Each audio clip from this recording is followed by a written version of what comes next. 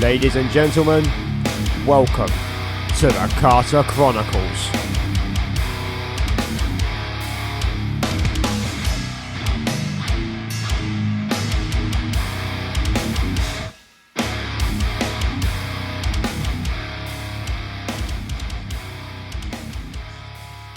Okay guys, welcome back to the Kata Chronicles. This is episode 12 and this episode's guest is a very old friend of mine coming all the way from Liverpool. He's been a vocalist, a bassist, guitarist in fuck knows how many bands. Just a few off the top of my head. He was vocalist for Blades of Unity. He played bass in 6 Foot Ditch. He played bass in 50 Caliber. He was a vocalist for Tantrum and has played guitar most recently in Cold Hard Truth. So welcome, Mr. Craw. How you doing, bruv? I'm all right, mate. How are you? Yeah, very good, man. Chilling during fucking lockdown, isn't it? Yeah, man. What the fuck else are you gonna do? Like, I feel sorry for you, man, because I know what it's like living in London, and being locked down in London must be a fucking nightmare. For me, I've not found it too bad. I'm lucky because obviously, like I said a few times on the podcast, I'm looking after my mum, so I get to do all the sort of going out to do the shopping and shit like that. So I get out of the house on a fairly regular basis, and all I do here is just do this podcast, have your chat with fucking Infraction at work on what the fuck we're going to be doing next. You know, we can't play shows, so we may as well start fucking working on new material and shit, innit? Yeah, man. So that's literally been my lockdown. Well, at least it's been productive though, man. Yeah. What you been up to? Mate, just like working loads. Like we've been preparing for Brexit for nearly a year. Just like it's fucking dull, but just so people know what I'm talking about, I'm a transport manager. So we get parts for Jaguar, Land Rover and Vauxhall into the country. And my job is literally tripled, like in terms of tasks and workload because of Brexit. I was just thinking, like, because obviously as of the time we're recording this tomorrow, we're going into a full international lockdown. Like the borders were completely closed. Is it happened right now? Is that as of today or tomorrow, isn't it? It's midnight, isn't it? Yeah. Yeah. So what does that do crazy for you? Well, then this total lockdown stuff, it doesn't really affect manufacturing. It does because it makes delays at borders a bit longer, but we can still move parts. Okay. Like even in the original lockdown where all the borders were closed and Europe said people from the UK can't come to Europe and vice versa, like we were still getting drivers from Slovakia, Poland, Czech Republic, Sweden, Spain, Italy. So basically, commercial transport is still fine. It's just if you're like someone going on holiday or shit. Yeah, exactly. So yeah, so your job will probably just be more fun over the next few weeks. Oh mate, it's already fucked. Like I've had people in my team phoning me crying today. Really? Yeah, because it's that crazy. Like, and the plants that we supply, like, they're PSA plants. I'm not going to say too much about any of these companies on here, but yeah, it's. I'm just going to say it's very difficult, mate. Oh you got to be careful these days what you say, innit? But just from the logistics point, I can imagine it's a fucking nightmare. Yeah, it's hellish. I can well do without being fired though, so. Yeah, we'll keep that on the low down. yeah, for real. That's, even my job, like I work in security for a major fashion retailer, but I don't say the name of the company or anything like that because I don't want the people at work listening to my podcast. And secondly, if I say something that's slightly out of line with the company's fucking policy, suddenly I'll get a knock on the door, be like, what the fuck do you think you're saying online? Yeah. And so, Dorothy Perkins have got good lawyers as well, bro. So yeah, innit? Be careful. I think they're going down, and they're closing. Oh, I thought I was mentioning a company from the past. Are they still around? They were until recent. I think they're all owned by that Arcadia group that went into the shit with his last lockdown. Oh, he's the pension thief cunt, isn't he? Yeah. Philip Green. Yeah, that's the dude. Yeah, he's a twat. Yeah, so fuck him and fuck it. Well, I feel sorry for the people that work for him because A, their pensions got fucked, and B, they're now all probably going to go into fucking not retirement, fucking the other one. Redundancy. Yeah. Retirement. I mean, Dorothy Perkins, they probably are all near retirement age, in fairness. But yeah, you know, a good idea not to talk too much about the people you work for. Yeah. Let's go through some of your music history then, because you have been around for as long as I can fucking remember. Yeah. You sent me a list of bands the other day that you'd been in. I was like, I'm not even sure I know half of these fucking bands, let alone anyone else. Mate, there was loads missing. Like, you know. Yeah, I always tried to be in more than one thing and try and keep busy. Never had any aspirations to do it full time. I mean, you practically have been. At one point, you was, because you were in 3 bands at a time. Yeah. At one point, so you may as well have done it full time. Yeah. I was just lucky, really, with work because, like, I say I was lucky, man. I had 27% sickness in 1 year. Oh, wow. When I worked at Bank of Scotland. Yeah, literally every weekend I would have a Friday and a Monday off. So I'm going on tour, fuck this shit. Yeah. Oh, bro, I got caught out. I was working for this company in Warrington, and they did. I was selling like on hold marketing. All right, like the worst job ever.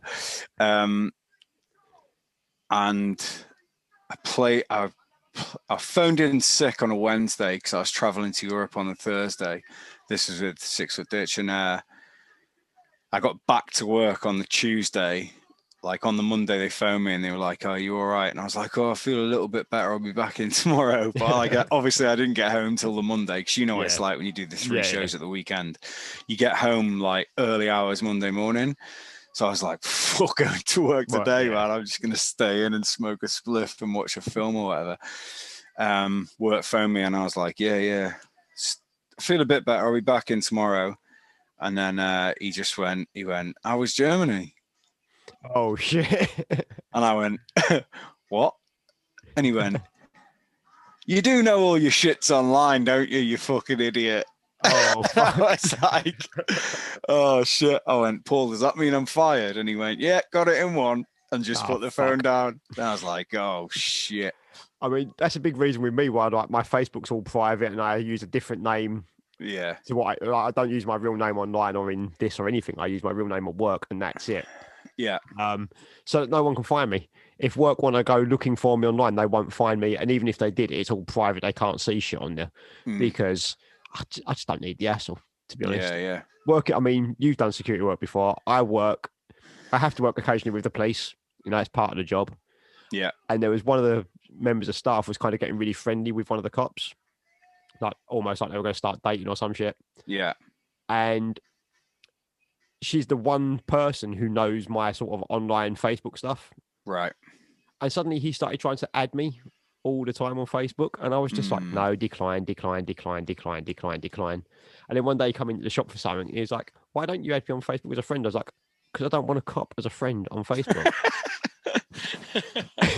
And he was just like, "What do you mean?" I was like, "Right, we're not friends. I have to work. I have to show you a degree of professionality because of my job." Yeah. Like, I don't want nothing to do with you as a person in the real world. I just want to come in, do my job. And if I have to like deal with you, I'll deal with you. But that's it. Like, I don't want to fucking be mates with you, mate. Now, yeah, exactly, man. in New York. But that's why I fucking hate social media. It leaves you way too wide open to a lot of weird shit. In it. Yeah. I've done it so many times over the years, just purged it. Yeah. Like, I've not been one of them people that's gone, "If you're still here, then you're a true friend." You know, and they put those stupid fucking things fucking up. dumb things, yeah. I'm just like, shut up, man. No one gives a fuck about that. No.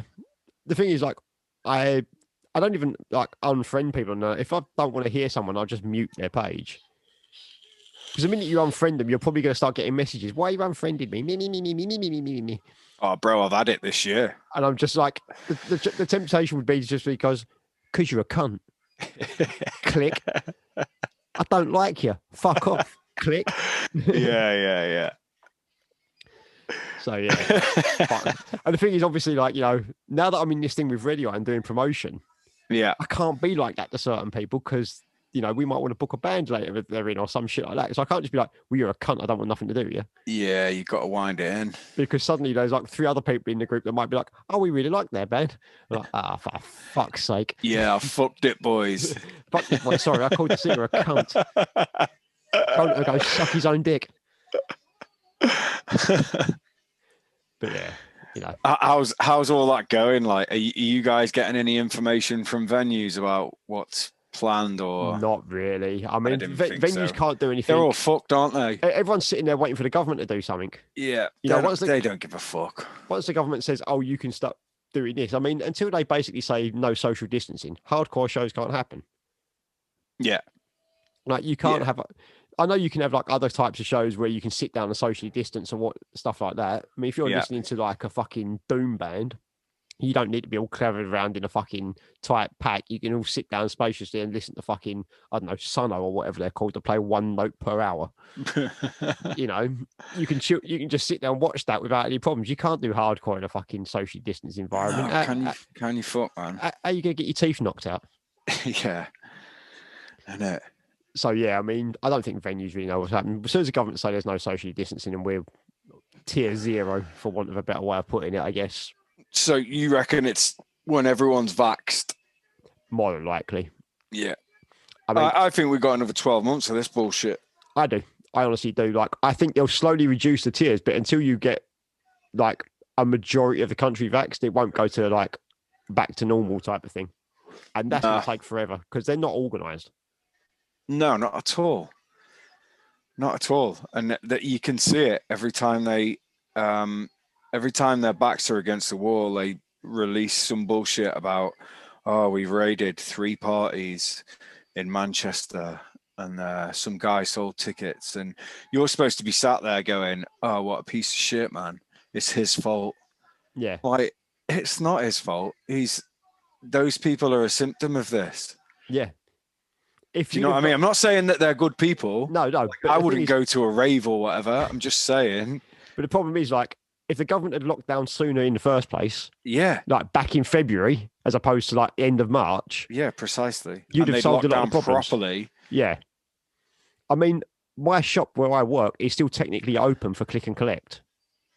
Yeah, so I'm not there because you don't need a guard when customers can't actually get into the physical shop.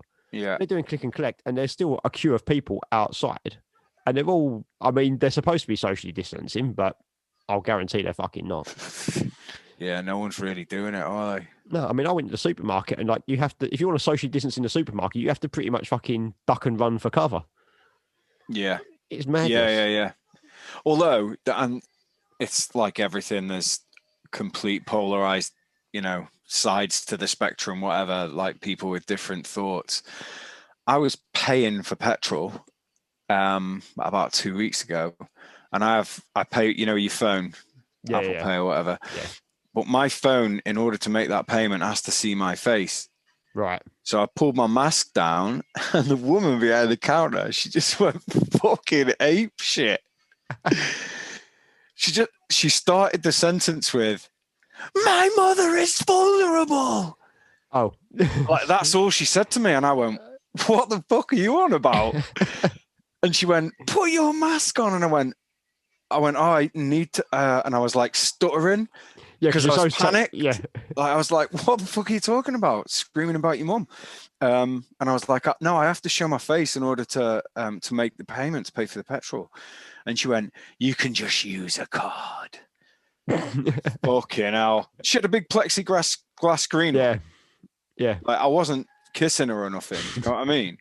It was just pulling the mask down to look at your phone. Yeah. I think you're taking it a bit too far, love. But I get she's worried about her mum. Yeah, I mean, I get that. I mean, we've got friends that have got vulnerable members of family. Yeah, I live with my mum's looking after her, and she's vulnerable. She's just had her first shot. So I'm wondering if, Bill Gates is currently staring through her eyes and watching. Oh, of course. Yeah, of course. That's what's happening. He's got his little Atari 2600 joystick driving around the house. Yeah. That's going to go over so many of the listeners' heads because they're not going to be old enough to know what an Atari 2600 is. No, they won't, mate. they won't remember the CPC 464. Oh, you're Amiga. An Amstrad boy. Yes, mate. Yes, bro. Yes, mate. I had the colour screen and everything. Yeah, so did I. I've still got the screen up the other end, like the old Bro, CRT that must have its own room. Them fuckers were massive. And I had a little thing that they have released later on because I had a little TV tuner, so you could pick up TV on it. You had to plug it in. Yeah. That's all sitting up my mum's bedroom, I think, somewhere. Yeah, shit up, mate. I had an Atari ST 1020. Oh, yeah, I remember them. And then I went Amiga 500, 600, that sort of, yeah. Yeah. I had an Amiga for a really brief period of time, and I don't remember having many games on it because I just couldn't be fucked with it. Yeah, we had like a computer club from school. Yeah. Where this when I think about it, it was dodgy as fuck. It was this like much older dude. And he used to come into the computer club and he'd be like, "Do you want to copy my games, boys?" And we'd all like rinse his games. Yeah. Like literally there was that much piracy in that computer club. It got raided by Fact. Do you remember who Fact were? Yeah. I didn't even know that. I don't think they still exist, do they? No, it's pointless. Not. It's completely futile. What are you trying to do? You're trying to stop the entire world from ripping shit off. I was going to say, right now, it'd be proper impossible. Yeah. But they were a legitimate, like, they were force, I guess. They come under the police force, didn't they? Police force, yeah. Yeah, I remember all them piracy is a crime like stickers on your CDs and your tapes and whatever. Do you remember the videos, the ad on the videos, like, you wouldn't steal a car? Yes, I would. That was my reaction. I was like, I have. I blatantly would, bro. I have. Sorry. You wouldn't steal from the shops nearly every day. Mate, I would have been your fucking worst nightmare in your HMV, trust me. Oh, fuck yeah. There's no way I could afford them CDs. The CDs that I wanted were all like 20 quid. Yeah, because they were all imports. Like all the hardcore stuff was imported. So like, it's funny. I think I was talking to Wayne about this. You'll probably remember the episode better than I do, and I fucking recorded it. But it was like, I am a fan. That's good to hear. Did you remember Bluff, Lies and Alibis coming out? Yeah. Right. So I got that from KD for about a tenner. I think £8 tenner was what they sold it for at shows. Whoever was the supplier was selling it to like the distributor for whatever price. The distributor was selling it to HMV for £15. Right. So HMV was selling it for $19.99. Fucking hell. And I remember, because I was in Milton Keynes at the time, I remember messaging Pierre. I was like, I hope you're getting some sort of fucking sidecar on this. Because like, this is double the price what you're selling it for. Yeah. Yeah.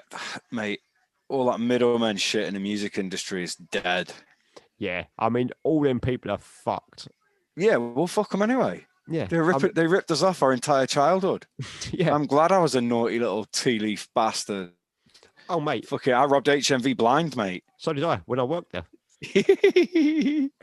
Like when I worked in the warehouse in Canning Town, the best thing about that was like you could have your own radio there, so you had your own CD deck, and you was allowed to bring in your own CDs. You just signed for them at the start. You'd go into the shift. You'd write in the little book what CDs you had with you. Yeah. And they'd check them and they'd take them. You'd go back, listen to them while you're working, sort of thing. If something came through that I liked the look of, I'd just put it to one side amongst the stuff, like the work that I had to carry on for the next day. Yeah. And the next day, I'd add that to the list of ones that I'd written down. Now, they would go, because my handwriting's terrible, and obviously a lot of this is metal stuff where you can barely read the fucking name of the band anyway. Yeah. You know, they're just going, okay, whatever, you know, off you go. And they'll just put it back in with a bunch of CDs that I took home that night. And so, I'd come in with 5, go home with 6.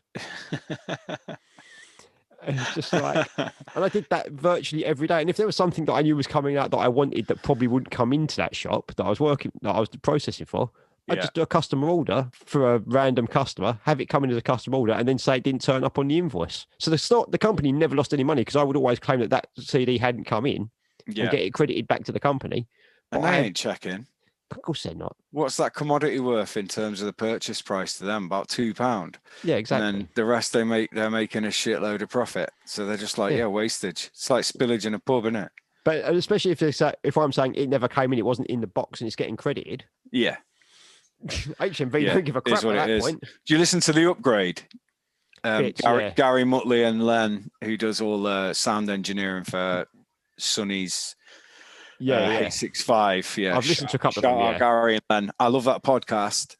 But Gary was talking about exact same shit he's just been talking about, ordering in shit he wanted and then just fucking taking it. Yeah, because like, why not? Like you say, like all the middlemen that were making money out of that from because the band doesn't see fuck all out of that money. Nah. You know, the label sees a chunk of it. Well, this is music label days, isn't it? Like music labels are fucked now. Oh yeah, I mean, unless you're one of the big five, like your Universals, your BMGs, and people like that.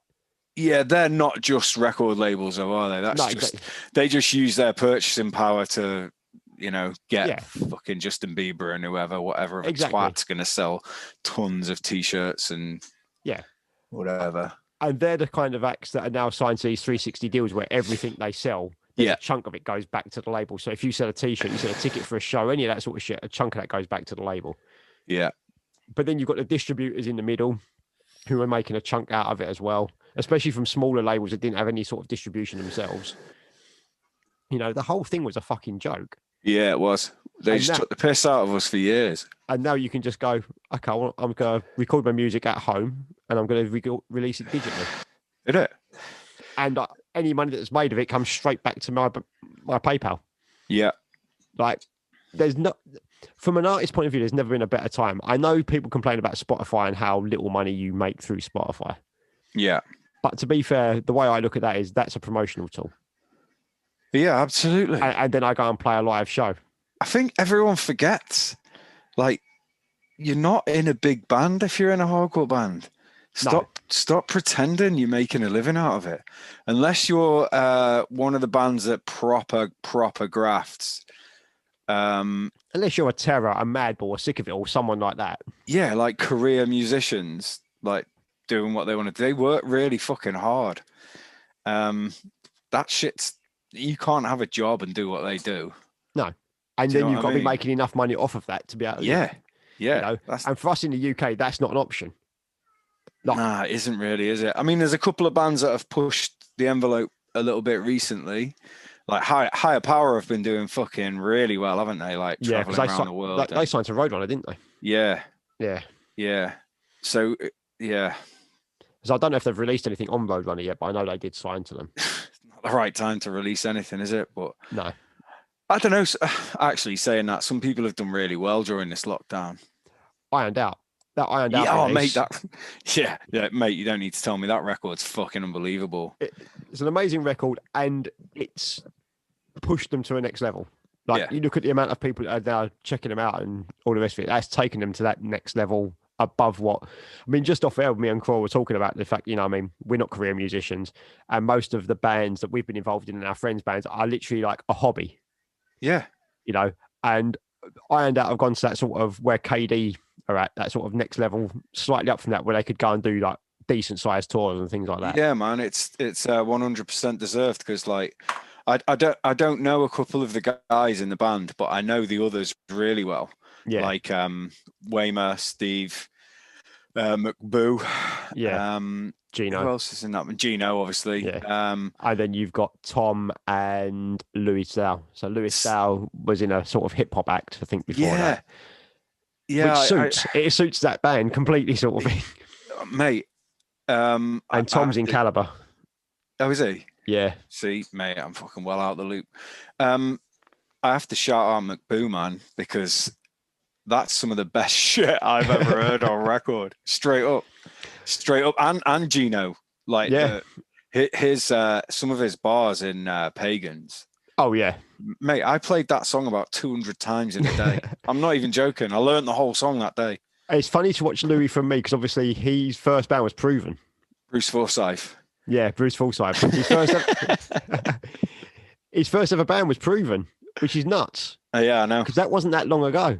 Not at all. That's like 2013. And to see how he's grown as a songwriter is amazing. Yeah, shit up, man. I'm well pleased for him, because that record's incredible. The record before it was good, though. The EP, yeah. Yeah, do you know what I mean? It is by no means, it's they haven't like made huge leaps. They were shit hot anyway. But this record, like just the playing, the lyrics. I think that's it for me. The album, because they touch on different subjects a lot more on the album. Because McBoo was saying the other week, you know, there's more space to play around with different subjects on a full-length album. Like he said to me, he's like, you know, if I'd have done a straight full album of all the Roadman stuff, it wouldn't have been good. It is like, you know, people get bored of 12 tracks of that. Yeah, I know. It's like, you know, so having a full-length album allows me to kind of push and pull at different subjects and things like that. And the album's fucking incredible. Yeah, it's amazing.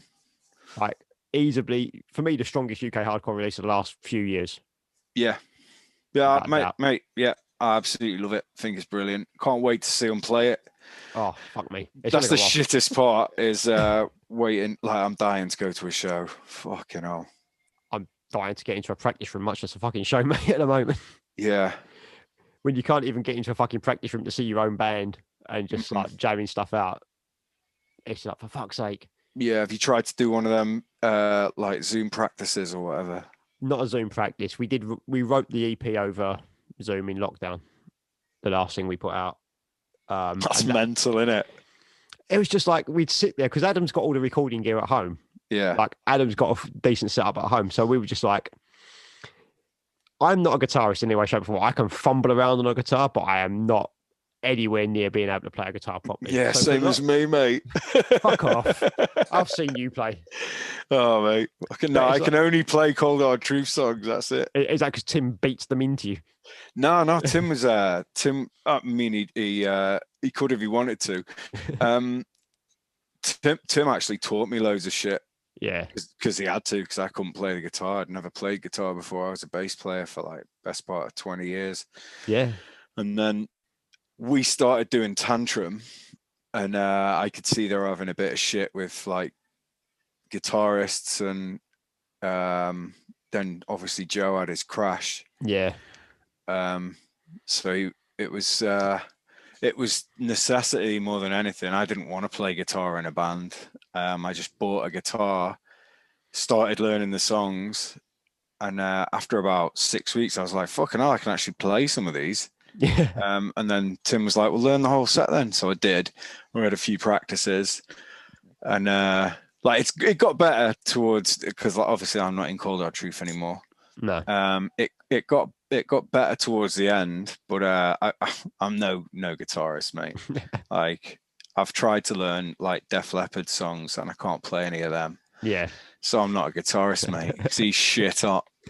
I mean, with me, like I can't play guitar, so I basically sit there and go. I either hum something out, or I go.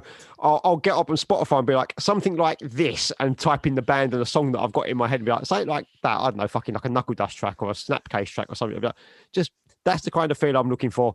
Yeah. Go do your shit. Now, Adam comes from what I've always said is arguably the greatest thing that ever come out of UK hardcore. Hellbent. Yeah, Adam was the guitarist for Hellbent. Yeah, that record's ridiculous, mate. Like, I don't think anyone's ever going to touch that record for a very long time, because it's the insanity involved in that album more than anything else. Mate, it took me so long to get into that record. Yeah. Because it troubled me to listen to it. Because you got to remember, you know which part of the scene I come from and which type of bands I like. Yeah. It isn't Hellbent Die Hard. No. You know what I mean? That's tech metal as far as I'm concerned. Because I don't listen to any of that funky metal shit. Do you know what I mean? It's the proper metal. I'm not really bothered about how many. All that madness. Yeah, whatever. It just bores the shit out of me. Is it a good song? Yeah. All right, I'll listen to it then. Yeah. Like, I'm not bothered about your timings and. No. That's me. Like I go for the songwriting thing first. Yeah. You can write. It's why, like, you know, I've been saying to a lot of people, like, one of my favorite bands is Fleetwood Mac, because they know how to write a song. Like, it doesn't matter. It's not technical. It isn't like cool or whatever. The actual structure of every single one of their songs, for about a 2 to 3 album period specifically, is perfect. Yeah. Like, absolutely perfect. And some of Stevie Nicks' solo stuff is as well. Oh yeah, like the first couple of albums, like Belladonna and stuff like that. It's pretty much perfect songwriting. Yeah. And that for me comes first before anything else. It's got to, innit? Yeah. It's why I like a band like Helmet. It doesn't sound that technical. It's basically 2 notes half the fucking time. Yeah. Oh But, man, I used to love Helmet. well, that you covered fucking Helmet in House of Pain. Yeah, really badly.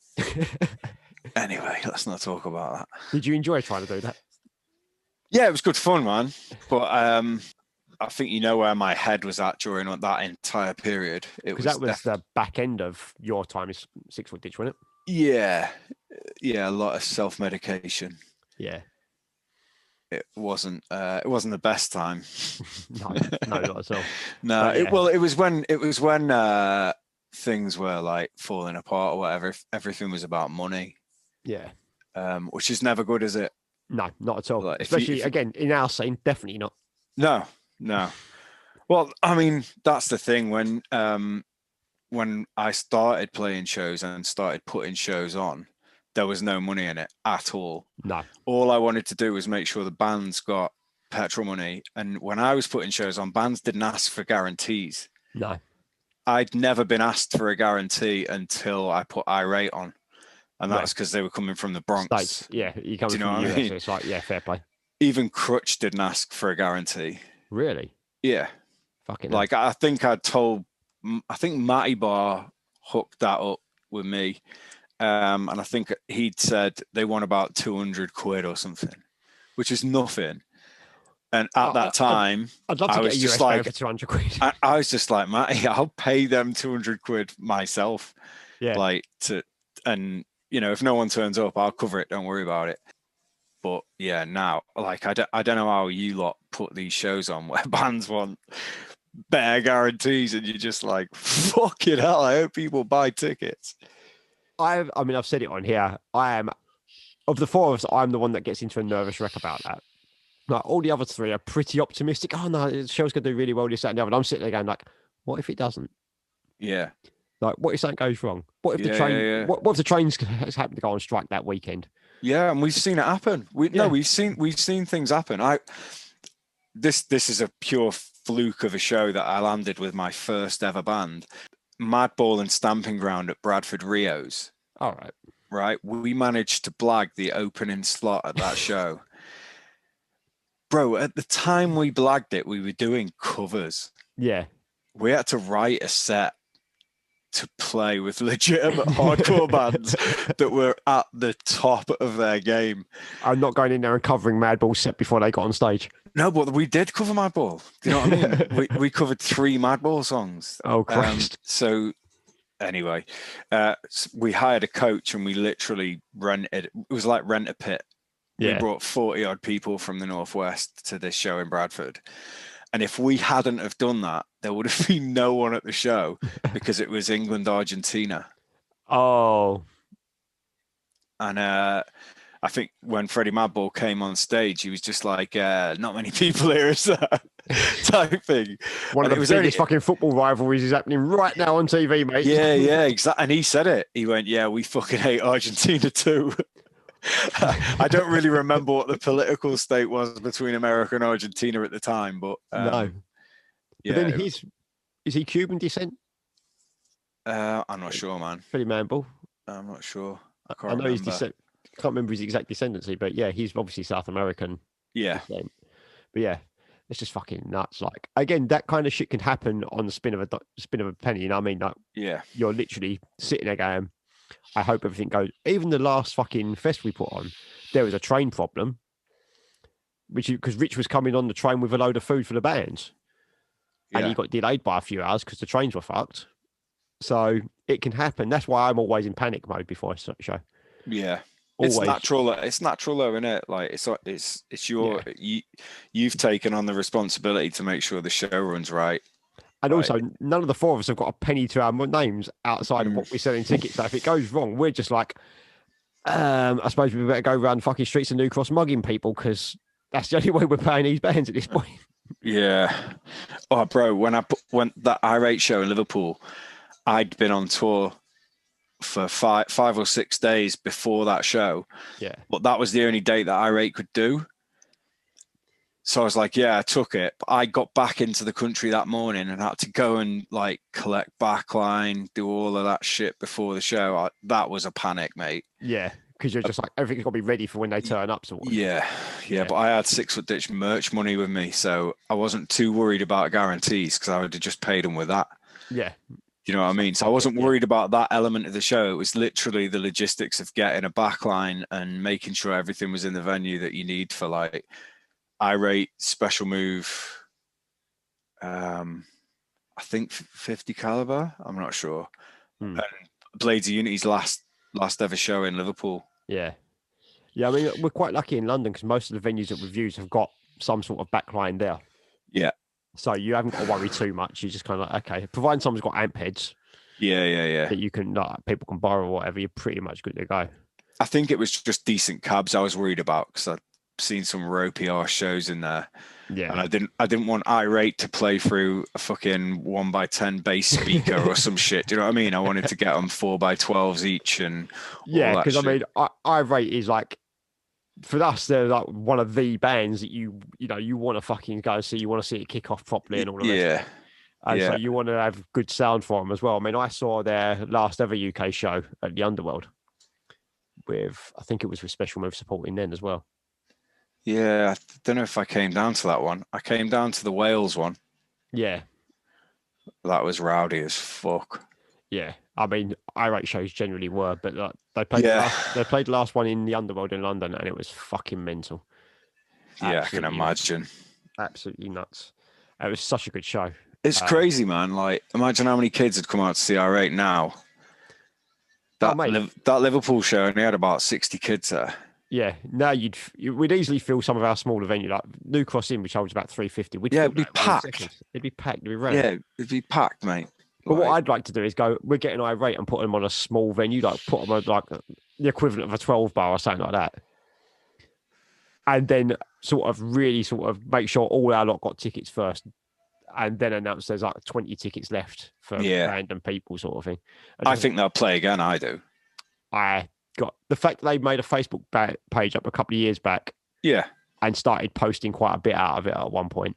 Yeah, and they've reissued classic merch. I think through Cold Cuts. Yeah. Was it? I think it's Cold Cuts, yeah.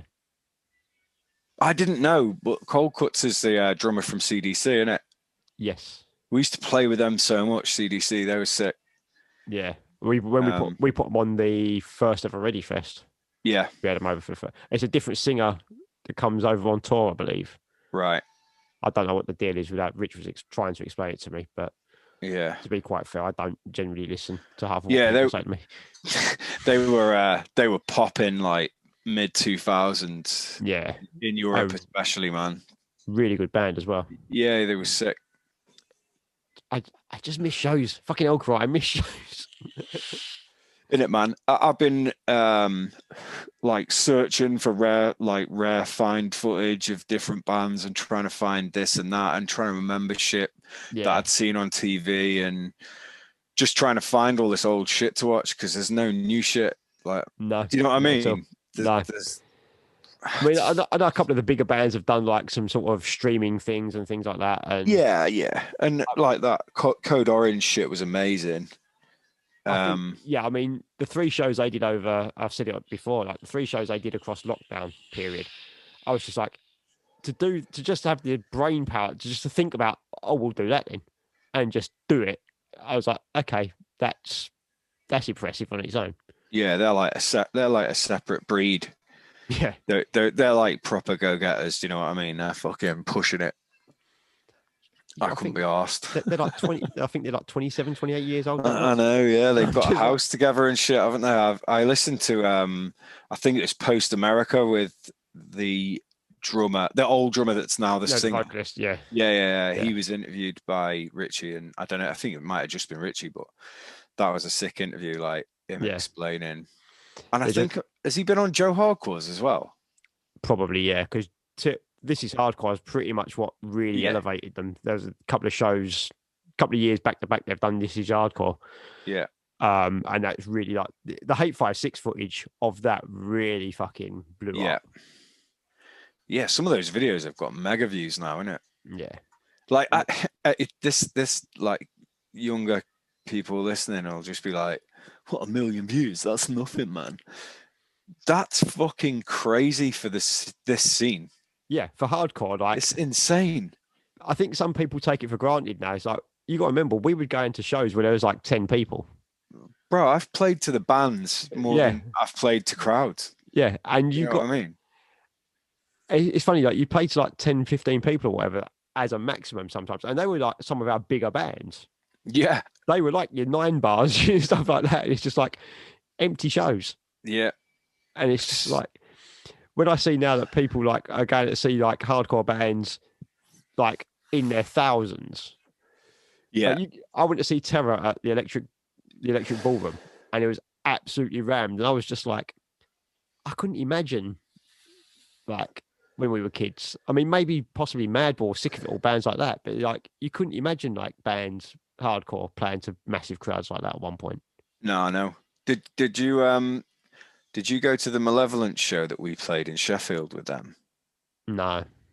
Because it was like I remember just we'd just finished playing and I was going home or whatever, and I was walking through the crowd and like Prowler were there, and there was like loads of boys from London had come up for this show. Yeah. I didn't speak to anybody really. I just drove home. But that show, mate, was rammed, and the venue's huge. It was a nightclub. It was at some nightclub, but it was like a warehouse nightclub. It's massive, and it was fucking packed. Yeah. I couldn't believe it. I was like, what the fuck? A UK band? I know they're a metal band and they've knocked around the hardcore scene or whatever, but even so, like the scene is huge compared to what it used to be. Yeah, it's weird because obviously we've gone through the periods of time where hardcore's kind of got big for a bit and then shrunk and then got big and then shrunk. And it always happens around like normally a US band, but it's normally like a catalytic US band. Yeah. Obviously, you had the Roadrunner Records era in that sort of early mid-90s. When music peaked. Yeah. But like Roadrunner signed up everything, didn't they? They were like, right, we'll have Madball, we'll have Life of Agony, we'll have Biohazard, we'll have fucking Vision Disorder, we'll have Earth Crisis. And that was really a growth time for hardcore. Then it kind of shrunk and then Hatebreed blew up. Yeah. And it sort of got big again, then it shrunk down again, and then Terror really blew up. And I think now it's kind of Code Orange. Yeah, and Turnstile and Turnstile, yeah. And so you've kind of this is the biggest I've seen it for a long, long time. Yeah, and it's all been put on hold. Yeah. And I do think it all at the moment it's still in a weird sort of like you said, because it's been on hold, it won't collapse back in because people that have never got the chance to go and see shows in the last year are still excited about hardcore. Because they're like, oh shit, I'm gonna get to see a show at some point. The first shows back are gonna be fucking wild. Yeah, there's gonna be get the St. John's ambulance outside. Yeah. Get a few of those parked up outside. Yeah, it'll be like when LB used to come to Manchester, and then the next day all the forums and whatever it'd be just full of fucking people slagging off 9 Bar basically. There was a show in Manchester that was like legendary at the time. I didn't catch the show, which I'm devastated by, but it was Born from Pain and Crawl Space. Right. And it was literally just as they dropped Don't Get Mad, Get Even. Oh fuck. Yeah. And we'd got it up north because we'd been staying in Stockwell with the 9 Bar lads, I think. And we had it up north, but we didn't know about that show. But I heard like a few days after it that like all the Manchester kids were moaning, like saying, "Oh, these fucking London kids came up and kicked the shit out of everybody." And I just remember going, "They're the shows I want to go to." Yeah. Do you know what I mean? Because I'd seen it. I'd seen that happen at like Biohazard shows and whatever, but I knew that there was a more gully UK scene. Yeah. I'd been to shows in Manchester and Liverpool and Bradford and all up north, been to loads of shows. It was the first show I went to in London. I went, this is where I belong. Yeah. And from that moment, that is where What was your first show you came down to London for? Real Fest, I think. Oh, so Matty's thing. Matty Buddy's yeah, Real Fest. I went to an Evil Fest. I went to a Real Fest. Mate, I will tell you a story about one of these shows, and it'll probably be the other show. Do you know what I mean? I don't know. I don't really remember. It's a long time ago, mate, and we've done a lot since then. Yes.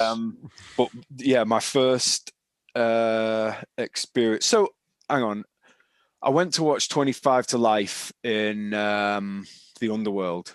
Right, and 9 Bar supported. It's where 1999 Bar was recorded. Right, okay. That live demo tape was from the 25 to Life show, and that was the first time I'd seen 9 Bar play, was in 99. Yeah. And as soon as I saw them, I just went, they're my favorite band ever. And ever since then, I've just fucking loved 9 Bar. Like, they've just got their own sound, man. And I don't think it was by design. I think it was literally that's what they could do at that time.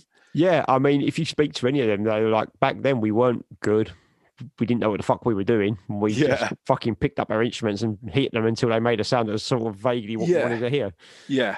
But the vocal dynamic between Fatty and Skinny Tom at the time, I don't call him that anymore. I don't know why I just reverted to calling him Skinny Tom. I've not called him that for about 20 years, mate.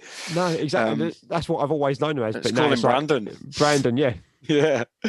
But yeah, as soon as I heard them too, I just thought, because they sound horrible on that tape. Like I mean that in the best possible way. Yeah. It is filthy. I just knew straight away. I was like, that's the shit I'm into. There are certain recordings and certain bands where you just get a certain vibe from the sound. Yeah. Like it's like Dark Side NYC. There's a certain vibe from their stuff where you're just like, oh, it makes me feel horrible. It's absolute filth. But it's what I want to listen to. Yeah. Stout or another one.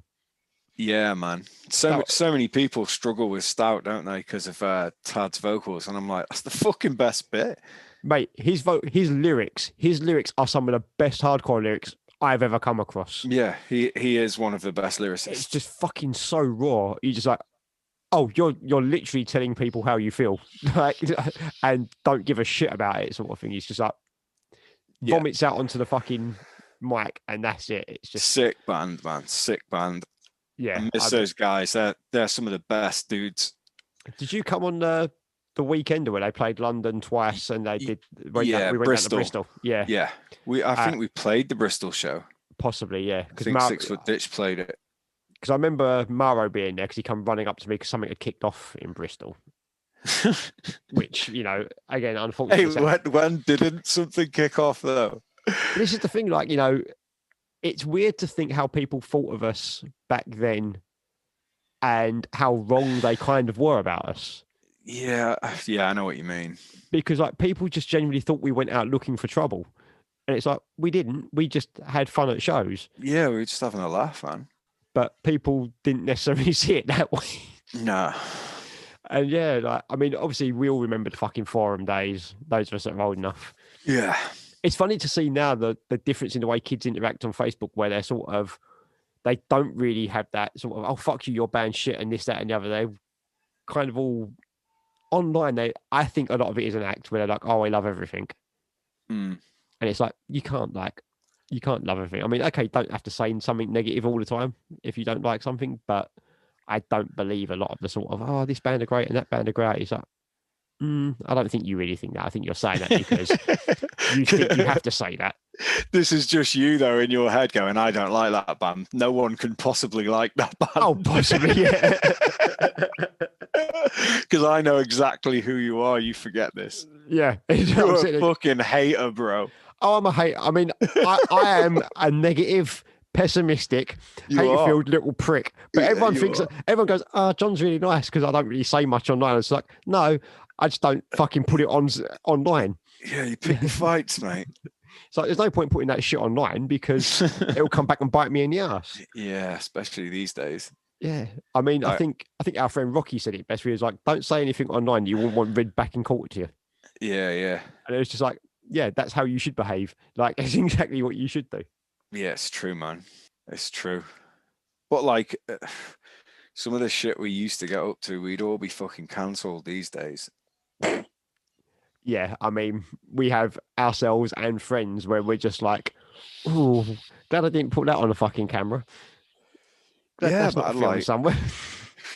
Well, mate, I've been caught out myself, innit? Like, I've said dumb shit at shows. Everyone knows it. Like, Yeah. everyone knows it because I do it all the time. It's not a fucking new thing, like, but I remember Tantrum playing Milton Keynes, and the band that was on before you had done that thing where it was on stage and he was walking round and round in a circle and had tied all the fucking mic that wire up. winds me up, bro. And you were sitting there watching him going, you stood at the back of the show with me. And you was like, I'm going to fucking like, going to say something about this. And the tirade you ripped up on him, like, just for that. Yeah. Just like, Mate, it's unprofessional. If you're a vocalist and you do that thing where you walk in circles, you need to unwind that mic lead. Or let's walk back in the opposite direction at some point. Yeah, exactly. Just walk the other way. I described it to him on stage. That's what I did. I went, if you do this all night, then do this for half the set, innit? And wind the fucking lead back for me, because I've got to spend 10 minutes untangling your mess. It's, you know, there's plenty of shit you've got to do, innit, when you're getting ready to play. Yeah. Like, you've got your nerves, you need a shit. You've got to make sure everything's on. Yeah. Like, do you know what I mean? Yeah. But that's my list in my head anyway. Yeah. Are you going to shit yourself? Does your guitar work? Like that? That's it, pretty much. Yeah. Am I in tune? Yeah. But then when you've got to fucking untangle a chord for 10 minutes, it's just dead annoying. Yeah. Yeah. I thought you were going to reference that thing I said about John Terry. No. Because I know what you're saying. Oh, leave that where that is. Like I say, we'll leave that one alone, I think. Yeah, probably best. But yeah, I mean, I don't know anyone that hasn't said something on stage at some point where, like, now you'd be like, yeah, that's going to wind you in some trouble later on. Yeah. Well, we got offered a show in London in the Underworld with Blood for Blood, Blades of Unity, and it was just after the record came out on Ruction, so I think it was something to do with Matty, how we got that show. Yeah. So big up Matty Barr, because he gave us loads of sick shows that I never thought I'd play. So we were playing with Blood for Blood, and at the time, Blood for Blood was the band. Yeah, it was just when they'd done like Spit Your Last Breath and all that. Yeah, mate, how fucking raw is that record? It's just ridiculous. It's the demo and Spit Your Last Breath, like, are fucking brutal. Yeah. And then they sort of start going more to a rock and roll sound, which I'm not as big a fan of. Yeah. But them first two releases are just ridiculous. Yeah, what was I talking about? Someone was giving us shit on the internet. And I can't remember what they said. They said something about us being racist or some shit. Oh, Jesus. And I remember when we went on stage, we were fucking liquored up, like proper drunk. Me and Muggsy were fucked. And I think we just got back from America, so we were high off that as well, if you know what I mean. We were just we thought we were amazing. You're buzzing off a big trip. And mate, I'm not even going to tell you the rest of this story. I've just remembered it. Fucking move on, John. And skip to the next. Edit that shit right out. Fucking hell. Yeah, I mean, hey, I need to play the story ahead in my head and then go, I'm not going to talk about that. I do remember something with 6 Foot Ditch, which was quite interesting. Was you guys got into beef with Bring Me the Horizon? No, we never. I'll explain this because this was to do with him having beating up some woman on a tour bus or something. Like she wouldn't have sex with him, and then he'd bottled her or some shit. Yeah, I've probably commented on that online, like everyone did, because that's bullshit, isn't it? Yeah, like, and that was the thing. And I think their fans started coming after you lot, didn't they? Their fans come after you lot or some shit. Nah, what actually happened was we were supposed to play Pressure Fest. And they were playing Pressure. Well, we played Pressure Fest, but they were supposed to play Pressure Fest at a similar time on the same day. So we'd have been backstage together or whatever. And whilst we were there, some German kid came up. I think he was German. Sorry, Germans, if it wasn't a German person. But back then, I couldn't fucking tell you where anyone was from. Do you know what I mean? There was people from all over Europe there. They were all German to me. And a kid came up to us and he was just like, what is this beef with Bring Me the Horizon? And we were like, what the fuck is he on about? And the rumor was the singer from Bring Me the Horizon had fucked Peachy's wife.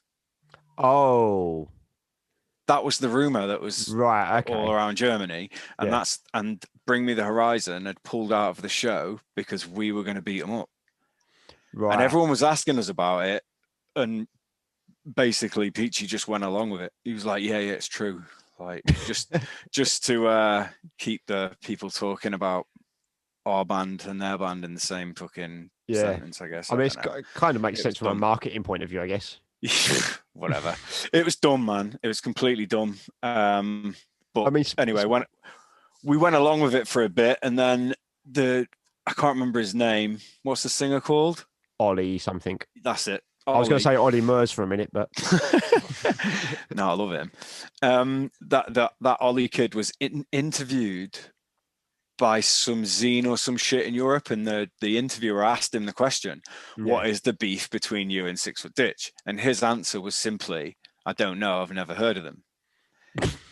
Yeah, but that's bullshit, because by that time we'd exchanged messages and whatever, and then like a couple of months later, Sheep used to tour manage that band.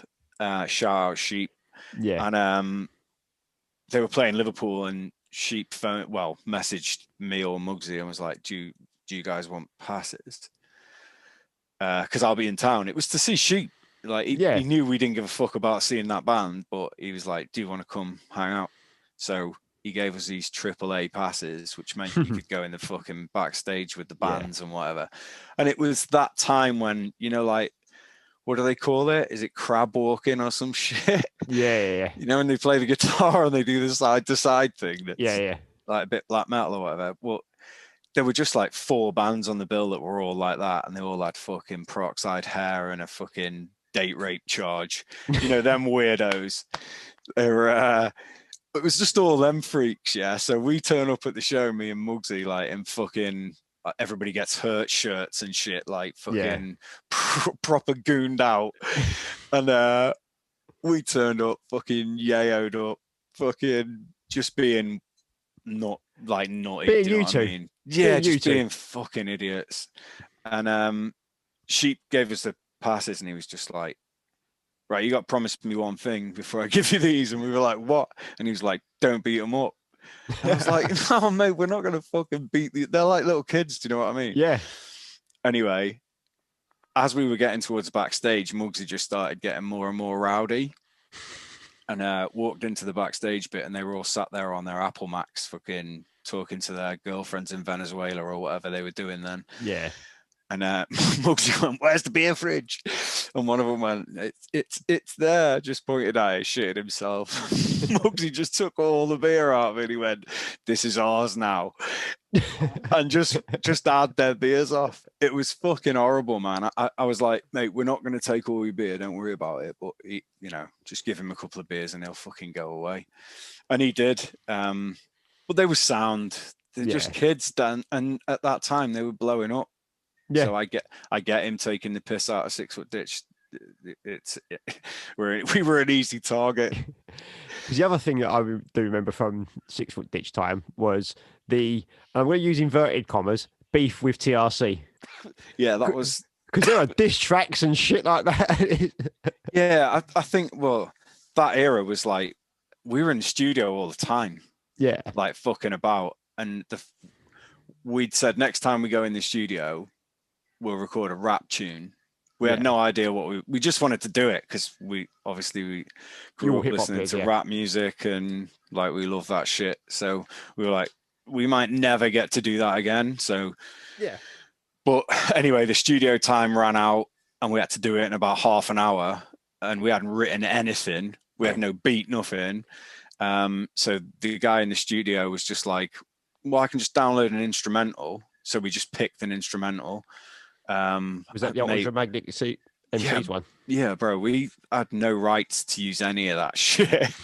Obviously, we just we stole an Ice Cube tune. Do you know what I mean? Yeah. We stole a Cypress Hill tune. Like no record label will put that out now. No. Do you know what I mean? As shit as it is. Ruction didn't give a shit. Yeah, Ruction always said, you do what you do, innit? Yeah. They never complained about anything. What was I talking about, man? I'm a The bit TRC. stoned. TRC, yeah. It was just because we played a lot of shows they played. Peachy always like, I don't want to fucking talk about this prick too much, but I've got to for this story. Yeah. He always used to give Tyson shit, basically, and they had a bit of back and forth. And then when we were in the studio running out of time, we just wrote those dumb lyrics dead quick about TRC. Yeah. And recorded it and put their intro on the song as well. Yeah. You know, from, I can't remember what tune it is. It's one of the early tunes. It's My Mistake, isn't it? From Northwest Kings. Could be. You tell me, man. I can't remember any of them song names. But then TRC were like laughing at it and we're like, yeah, we'll go along with it and we'll write one back to you. And their one was actually good. Yeah, their return was sad, fat, desperate. Yeah, okay, brilliant. Yeah, brilliant. I was laughing my head off. Murder Core. It should be fucking Burger Core. Burger Core, yeah, fucking brilliant, mate. But that, yeah, there was no beef, mate.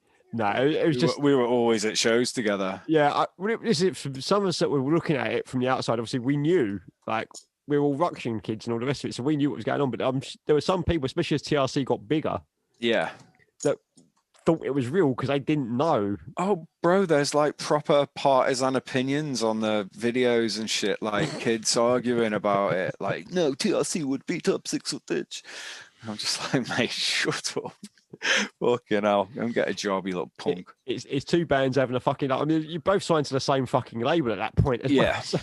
No, I think we'd signed to Filled with Hate because that was one of the lines in the tune, wasn't it? They said something about Ruction and blah blah blah, and then they went, and you're filled with hate, that's bait. Right, yeah. Which was a funny line. Oh fuck.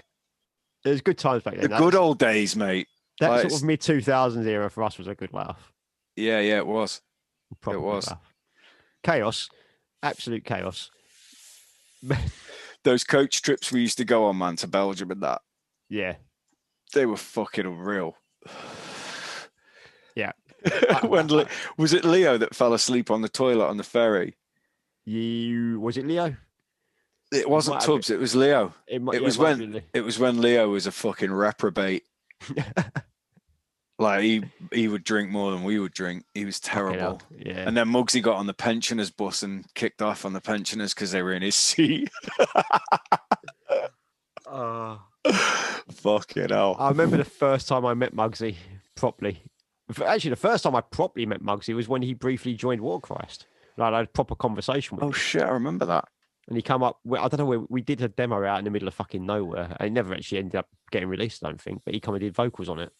And we sat down between takes and he was like, do you know why they call me Muggsy? And I was just like... Because you're a mug. In the back of my head, I was like, because you're a mug? But I was like, I ain't going to say that. I was like, And he gave me the full explanation about his like surname and all the rest of it. I was just like, okay, fair enough. Cool story, bro. And I just remember looking at Dan being like, what the fuck? Oh, mate, he makes me laugh. I always knew Muggsy from about, but I never really had a proper... It's like a lot of you guys. I never had proper conversations to you till many years down the line sort of thing, because I was a shy kid that would stand at the back of shows and just like, yeah, I like the music, get in the pit every so often. But I never really spoke to anyone until Matty Bar started introducing to me people around sort of 2005, 2006. Yeah. So yeah, Matty Bar is the reason I know everyone. Yeah. He invited me, Muggsy, Dingus, and a few of us to stay all the time. We stayed when EGH toured. We stayed there with EGH. Like some of those times, mate, were just so much fun. Yeah. I mean, all in miss time. All that. I miss that old 12 bar because of times like that. Yeah, shit up. That old 12 bar. Even if I didn't watch any of the bands, I'd have a laugh because I'd be in the alley with you lot. You know, we'd all just be fucking banging around in the alley. That's where the party was, though, isn't it? Yeah. Like, you'd go in and see a band, like the ones you wanted to see, and then you'd go back to the alley and fucking, well, you lot would all blaze and drink and shit, and I would just stand there getting slowly fucking high as a kite off fucking secondhand smoke. Yeah. I don't believe anyone in our lot that went to that 12 bar can truly call themselves straight edge, because if all of them got contact highs. Yeah. There's no way I know if you didn't. No, it was relentless, that alleyway. That's brilliant. Seen some funny shit down there. Fucking hell. Do you remember when them Polish skinheads turned up when Stout played? Yes. Do you know who they started on first? You? Yeah. Yeah. Because I was in the alley making a spliff with Mauro's gear. Oh, Christ. And Mauro was chatting to someone else, and I was just making the spliff. And then this dude walked past me and he went, give me your weed. And I went, it's not my weed, mate. And he went, whose weed is it? And I went, it's his there. And Mauro went, yo, what the fuck? Just, he goes off. He came running over, took his shirt off and started offering these two skinheads out. And that was the last we saw of them. They walked off then. And then 10 minutes later, I heard they were getting their heads bounced off the pavement outside by fucking Tad and Scotty P.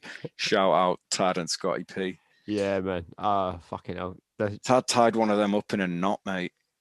Yeah, you got to remember like who Tad is and like who these people are when it comes to like bands like Stout. I mean, they're not from nice places, suburbia in the US. No. And GMF. Yeah, I mean, they're from one of the roughest fucking cities in the country. Innit, man? And it was mad because when we all started knocking about with Stout and talking to Stout, The Wire was on. Yeah. I was just thinking, I was trying to put the dates together. I was like, yeah, when Stout first started popping up around here and the production releases and that would have been like as The Wire was sort of getting going, which most people obviously didn't know. Wire's one of them weird shows where like no one saw it until it ended. Yeah, and like, I know so many people got into it around season 4, season 5 as it was finishing. Yeah, I think me and Muggsy got into it earlier because Muggsy was talking to Dougie a lot. Right, yeah. Because Dougie was into fucking dubstep, like he's into all kinds of music, Dougie. And didn't Dougie do some of the weird sound clips on the Hellbent album? I think Dougie helped. Did he? I think so.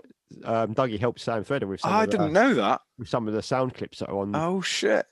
That was all the interlude sort of stuff. Yeah, he's a sick musician in it. Yeah. His fucking bass playing is ridiculous. Yeah, proper hype man as well.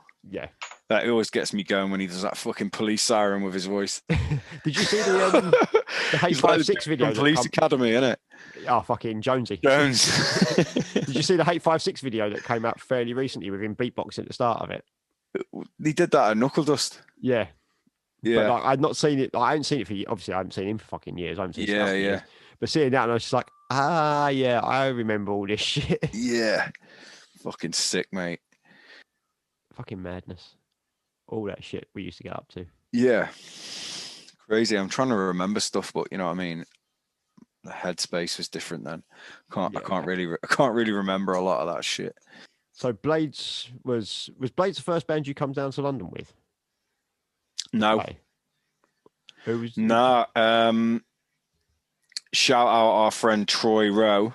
Yeah. Troy put. I played bass for a band called From the Ashes that was like Swedish metal. Like Haunted at the Gates. Right, yeah. Swedish death metal type thing. Yeah, it was female fronted. We had a bird singing. Yeah. That's all that means. She had the sickest voice, Emma.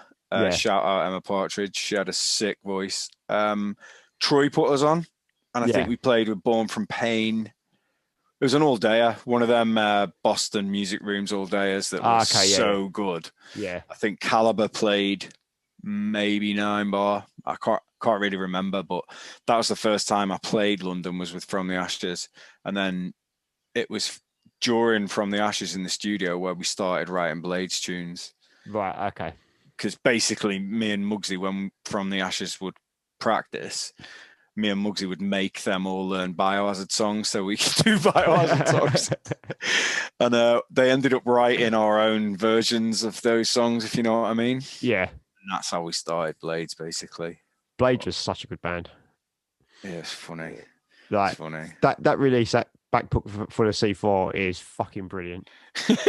It's literally the worst produced record ever, man. But like we said before, it's like that 1999 by Live. It's not a well-produced release. Nah, but it is amazing. But it's amazing. And for me, the Blades of Unity release is the same. It's like, it's not well-produced, but it sounds like you guys. Yeah. It sounds legit. You know what I mean? It doesn't sound like someone trying to be something they're not. It sounds like a bunch of guys from Liverpool just fucking banging out the nastiest shit they can think of. Yeah, that's pretty much all it was, just dumb shit. But the funniest bit about that CD is when we overdubbed the word Terry. Terry. Yeah. Terry. Because that's the bass player and the drummer are the bass player and the drummer from a band called Video Nasties now. Right, okay. I think that's what they're called. But they were in SSS. Do you remember them? The Earache band? They were in SSS as well. Okay. They're legit musicians. Yeah. In fact, everyone who played instruments in Blades of Unity is shit hot on their instrument, but they all swapped for that band. Oh, right. So they were all playing guitar. their second instruments, if you know what I mean, except Pete, who played the guitar, because we said, no, we need an actual good guitarist. So that's what Blades was. But yeah, they're legit musicians. But they used to call everyone Terry. Right, okay. If anyone spoke to them in the street, they'd go, "What, Terry?" And it was just their thing. And then when we were in the studio, I think it's Tony Blair who's chatting on the sample or some shit. I can't remember. Someone's talking. It's like a news or some shit. And they overdubbed the names of these commandos with Terry. Yeah. And everyone I ever talked to about that record always goes, "Who's Terry?" And that's my favorite bit. I think some people that wouldn't know the band members would probably think it's just the name of a band member that maybe dubbed into it. But it because it's the whole thing about the cyanide pill, isn't it? The whole sample. Thing taking a cyanide pill, and there was a Terry. all the background, because there's obviously like background cuts. There's all this like background ambient noise and everything. Yeah. It just stops. Terry. Yeah, dumbest shit ever, man. But it's brilliant. It's absolutely brilliant. Funny. I remember Matty Bar saying, "Oh, we need a new track from you for we're doing a Ruction sampling, a time for some Ruction 1 or whatever." Yeah. Well, time for some Ruction, the only one. Volume 1 that became the only one. Is it called 1 though? It's called Volume 1. Yeah, there you go. But they didn't do a second volume, which is classic Ruction, really. With Kata as well, didn't they, later? Yeah. Got Music Part 1. And Part 2 will never happen because... Fucking brilliant. They Matty was like, we need a track for that CD. So we just all went round to Pete's, because he used to record in his living room. Yeah. Went round to Pete's living room and just fucking wrote Weave Ripper that night. We had nothing, like no riffs, no concept, no song, we didn't know what we were doing with any of it. It was literally written that night, which is why it's shit. And it sounds awful. The lyrics are the best lyrics ever, man. But I think they're my favorite Blades lyrics. Either that or March of the Wife Beaters. Jeez, March of the Wife Beaters. Which you wouldn't get away with those lyrics today. No. I mean, they're out there. I should probably stop pointing people to all this old dumb shit that I've done, because a lot of it's cancelable. Yeah, I mean, I don't give John. I don't give a fuck. Oh yeah, anyone cancels me, I'm not bothered. I mean, the one thing I will say about Blades of Unity that I always really loved was the fact that you and Muggsy have got such distinct voices. Like you were saying about Fatty and Brandon, like they're such distinct, different voices to what anyone else sounded like at the time, and even now, like your Tantrum. When you do Tantrum, it sounds so completely fucking different. That was the idea, man.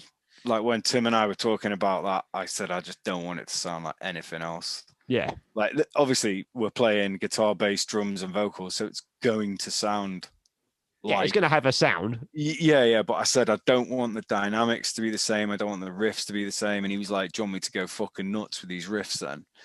Because Tim is one of the best guitarists I've ever seen play. Tim's another one of the annoying human beings who's just really good at whatever he turns his hand to. He can do everything. Yeah. He can play drums, bass, guitar, does vocals, writes the songs, records it, masters in Cubase, all of that shit. He does all of it. Yeah. He is shit out. There's people like him and McBoo that are slightly terrifying in that regard. Yeah, man. They should do a band together, them two. Oh, Jesus. In it with that lad from Hellbent. Oh, Mark Dolan. Yeah. And Pie Man on bass, who's like... Yeah, what a ridiculous bass player, Pie Man. God, I haven't seen Pie Man for years. Well, he moved to India, didn't he? What's he doing there? I think he's back. He went over there with some brewing company. Oh, yeah, that's what he was doing, yeah. Because he was part of the Camden Brewery when it Oh, no first way. kind of started, I think, from what other people have told me. But yeah, he went to India. He's come back now, but I don't know what he's doing. Like, he's completely away from the hardcore scene. Yeah. But like, he was like some crazy mentalist jazz Yeah. He was bass shit player. hot. And like, again, that's one of the things that drives that Hellbent album. Mm. Is it's just like bass Yeah, they're lines all over the show. ridiculous. They're ridiculous, that band. Who played drums? Was that Sam? Sam, yeah. Yeah, fucking hell. Sam on drums, Mark and Adam on guitar, Pyman on bass, and Chris Ninebar on vocals. Chris Fiction. Fuck. Yeah, they were shit hot. But like a lot of, like, even, mate, all these people who were buzzing off Special Move. Like, I played so many shows of Special Move where there was no one there. Oh, yeah. Because it's weird. Like, I think a lot of it is kids getting into stuff now are kind of looking back at romanticized or something. Yeah, yeah. It's like kids that still romanticize Minor Threat. Yeah. Like, I find Minor Threat boring. I think it's not really my thing. Rich did a post about this for Radio the other day. It's like, you know, Minor Threat are kind of a divisive band. People either really fucking love them or find them completely boring. And he was like, it's strange how the only straight edge person in Radio is the person that's like, don't care. Bore the fuck out of me. Yeah. Really, that sound just isn't for me. Like, I can appreciate and respect what it did back in the day and how it's got us to where we are to a certain degree. But like, my entrance to hardcore was bands like Madball. Yeah. Same as me, man. I mean, I won't try and make out that I'm more hardcore than I am. You know how people can do that.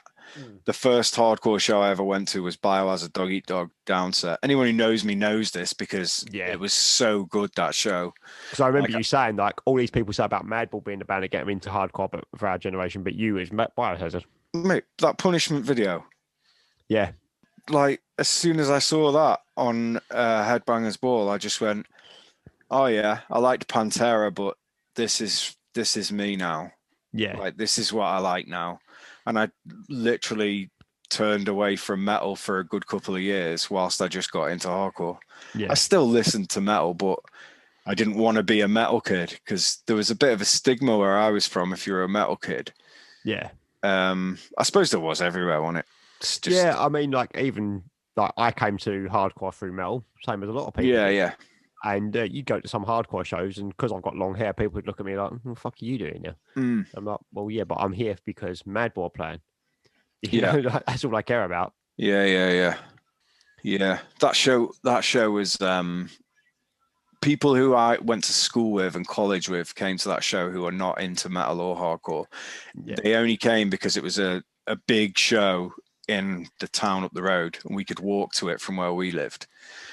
I knew who Biohazard were, but I'd never heard Dog Eat Dog or Downset. So literally, my mates who I'm still mates with all that went to that show, we all talk about it now when we all walked in and we all went to get a drink and blah, blah, blah. And we weren't really bothered about checking out Downset because we were young. Like, yeah. We didn't go for the headliner sort of thing. Yeah, we just go and see Biohazard. That's all we thought. And as soon as they walked on stage, it was just the intro from Anger. Yeah. Mate, I've never necked a pint and ran to the pit so fast in my entire life. It was unbelievable. When you that's one of them songs, it's like there's not actually much to that song, but when you hear it, it just fucking everyone goes nuts for it. At that time, though, you've got to remember Rage Against the Machine were popping. Yeah. And then, like, Downset was like, at the time, everyone, because there's a diss in a Downset song to Zach De La Rocha, isn't there? Yeah.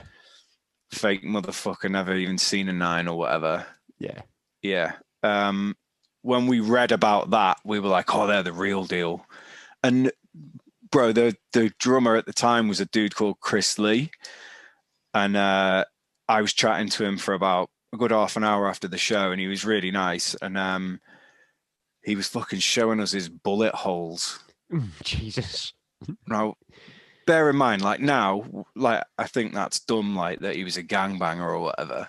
Yeah. But bear in mind, we were like 19 at that time. We were like 18, 19. In North Wales. The only bullet holes I'd ever seen were in sheep from farmers. Do you know what I mean? And it was fucking also crazy. You're, I think, probably like me in the fact that you came to heavy music from hip hop. Yeah. You were listening to hip hop first and then got into heavy music. So we'd grown up listening to stuff like NWA and Wu-Tang Clan and all the gangster shit. So even if you thought it was dumb even back then, you still have a certain degree of interest with that kind of shit. Yeah. Because you'd heard about it in all the songs. All from music when I was a kid, I wanted the most taboo shit ever. Yeah. Do you know what I mean? Until it got to a point where the most taboo shit was fucking Screwdriver, and then I was like, nah, stick that right up your ass. Yeah. But you know what I'm saying? I wanted the nastiest band. I wanted like there to be lore around the band and the live shows, and like it's what got me into Rollins' band. I'd seen a picture in NME of him punching someone in the head with a mic, and I was like, who the fuck's that psycho? Yeah. I'm gonna go and listen to his band. Yeah. And do you know what I mean? And obviously, I think you said it on a few of the podcasts when you chat to different people, you always go back to it. You found out about new bands from the sleeve in a vinyl, like the thanks list. That's all we did. T-shirts that they had on, whatever. That's how you found out. But I remember going to like, do you remember rock discos? Yeah. Yeah. Well, there used to be one around here, and I remember seeing a Sick of It All hat with the dragon on it, and this is early 90s, so this kid was clued the fuck up, because he was in the UK and he knew who Sick of It All were in the early 90s. And I remember going up to him and I was like, who's that band? And he was like, oh, Sick of It All, New York hardcore band. And I was like, oh my god, where can I get their shit? And he was like, oh, it's really hard to get it over here, but if you write to Alice's Records. And I remember getting the first Alice's Records catalog, and it just being full of hardcore. And I was like, Crumbsuckers, Leeway, Cro-Mags. Mate, all I spent my money on was that shit. Yeah. That was it. I was just completely addicted to New York hardcore as soon as I heard it. Yeah. And to this day, I still listen to it. I've got Leeway on now. Yeah. I just listen to it all the time. It's like... It's comfort music. It's weird because, like, I found my personal finding was through like Roadrunner Records. Yeah. Because the first heavy band I got into was Sepultura. Chaos AD or Arise? Chaos AD was the first album I heard, because Terry Haynes, What a banger. Terry Haynes, the original Calibre guitarist, got me into it. Tall Terry. Yeah. That's what we used to call him from up north. There's two Terrys in the band. Which one are you talking about? Tall one. Tall one. Yeah, the 6'4" fucker. Yeah, he's massive, wasn't he? Yeah. He got me into Chaos AD, and then I think a couple of years later, Machine Head's album dropped. The first Machine Head album, Burn My Eyes. Flawless record. Yeah. And it's like, and in the thanks list, they've got bands like Madball. Yeah. What I'd started to notice, as I was getting more metal CDs, they all had the same record label on them. They were all Roadrunner Records. And I was just like, let's go and find out what else they've got then. So I just started looking for that record label in the metal section. So I'd found Madball, I found Vision of Disorder, I found, like, I think Earth Crisis had an album out on there. It was like grown up Panini. Yeah. Like, you know, Panini stickers or top stickers. As soon as I saw that Roadrunner logo, which, I mean, it's like Supreme's logo. Do you know what I mean? Yeah. They were way ahead of the game, mate, with that logo. And for me, that logo meant I was going to enjoy what was on the fucking cover. Like, it was a guarantee. That sort of 90s period of Roadrunner, probably I would say up until 90, when they started getting a lot of new metal bands in, when they started getting the likes of Cold Chamber and stuff like that. Yeah, that was whack. That's when it starts to go rapidly downhill for me. Yeah. And I guess... The band were fucking terrible. Yeah. But it's the same thing with what I think happened with Victory Records. There's a certain point where Victory Records start signing loads of crap because it's going to make them money. Yeah. And suddenly it's just like, this ain't the label for me anymore. Yeah, because Victory had a period where they were just running it. Yeah. Well, you know what I mean? Crisis, Strife, Snapcase, Blood for Blood. You know, Bloodlet. One Life Crew. Were on that, but they on that label for about 2 days or some shit. Probably, yeah. Put the record out and they got kicked off the label. Yeah. I mean, that might be one of the only decisions that I can kind of agree with that fucking Victory Records. Fucking hell. But yeah, like Victory Records again, Roadrunner, that some sort of period where it's like everything they drop was like a banger. Yeah. And then they obviously, it gets to a certain point where they're signing stuff to make money and it all goes a bit of shit. But because of them thanks lists, Like, because they had Earth Crisis at one point, and Earth Crisis would thank Strife and Snapcase, and then I found Victory Records and going out Yeah. from there, and Revelation Records. Yeah, it's like a tree, innit? Yeah. Just branches off everywhere, and like people in hardcore, there's always been like an affinity with hip hop, especially in New York shit, because like KRS-One on Sick of It All, Biohazard used to do the shit with Onyx all the time, and there was hardcore versus hip hop shows in New York. Yeah, like there was Onyx and House of Pain versus Biohazard and Sick of It All. That was I think that's there's a flyer for that on the internet somewhere, but like that got me into more hip hop as well, because you'd see hardcore dudes wearing hip hop shirts, but it was underground hip hop. Yeah. Like, do you remember Solid Ground? Vaguely. So they were all connected to the Dog Eat Dog lot, and they had some of the guys from Solid Ground on tour with them, and they did the rap parts. You know, they had like the patois in one of the Dog Eat Dog songs. Oh, in Who's the King? Yeah, that's one of the dudes from that Solid Ground. Right. Okay. And like I started getting into underground New York hip hop, and that's where you find stuff like Company Flow. Yeah, Raucous. Remember Raucous? Raucous Records, yeah. Yeah. Like that's a mad story behind that label, isn't it? Yeah, that's absolutely fucking nutty. They should do a documentary about that if they haven't already. Yeah, I mean, thinking about Raucous Records though, and like I say, Company Flow, people now love Run the Jewels. Yeah.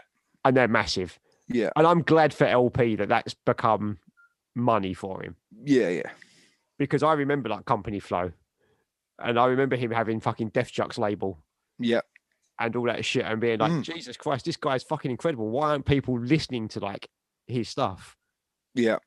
Mate, that Cancer for Cure record. Yeah. You got that record? Yeah. That record is unbelievable. And I saw him play Manchester on that tour, and there were about 50 people there. Yeah. And now he's in Run the Jewels. Yeah. Him and Killer Mike put Run the Jewels together, and now arena sizes they play. Exactly, man. They're massive. But Killer Mike did rap music as well. Yeah. That record is fucking ridiculous. And that was all produced by LP. That's their first thing, really, isn't it? Yeah. But like they both put out flawless shit years and years. Like back in the 90s, they were putting out fucking flawless music, but people didn't know who the fuck they were. End to End Burner. Fucking what a tune. Oh, fucking amazing. Amazing. What's the instrumental album? Is it Johnny at the Hospital? Yeah, that's it. Yeah, and that's just beat after beat is fucking absolutely insane. Yeah. And it's just like, fuck, man. These are the guys that you wanted to see blow up. And it's taken 25 years. Yeah, innit? Innit? Such a long time.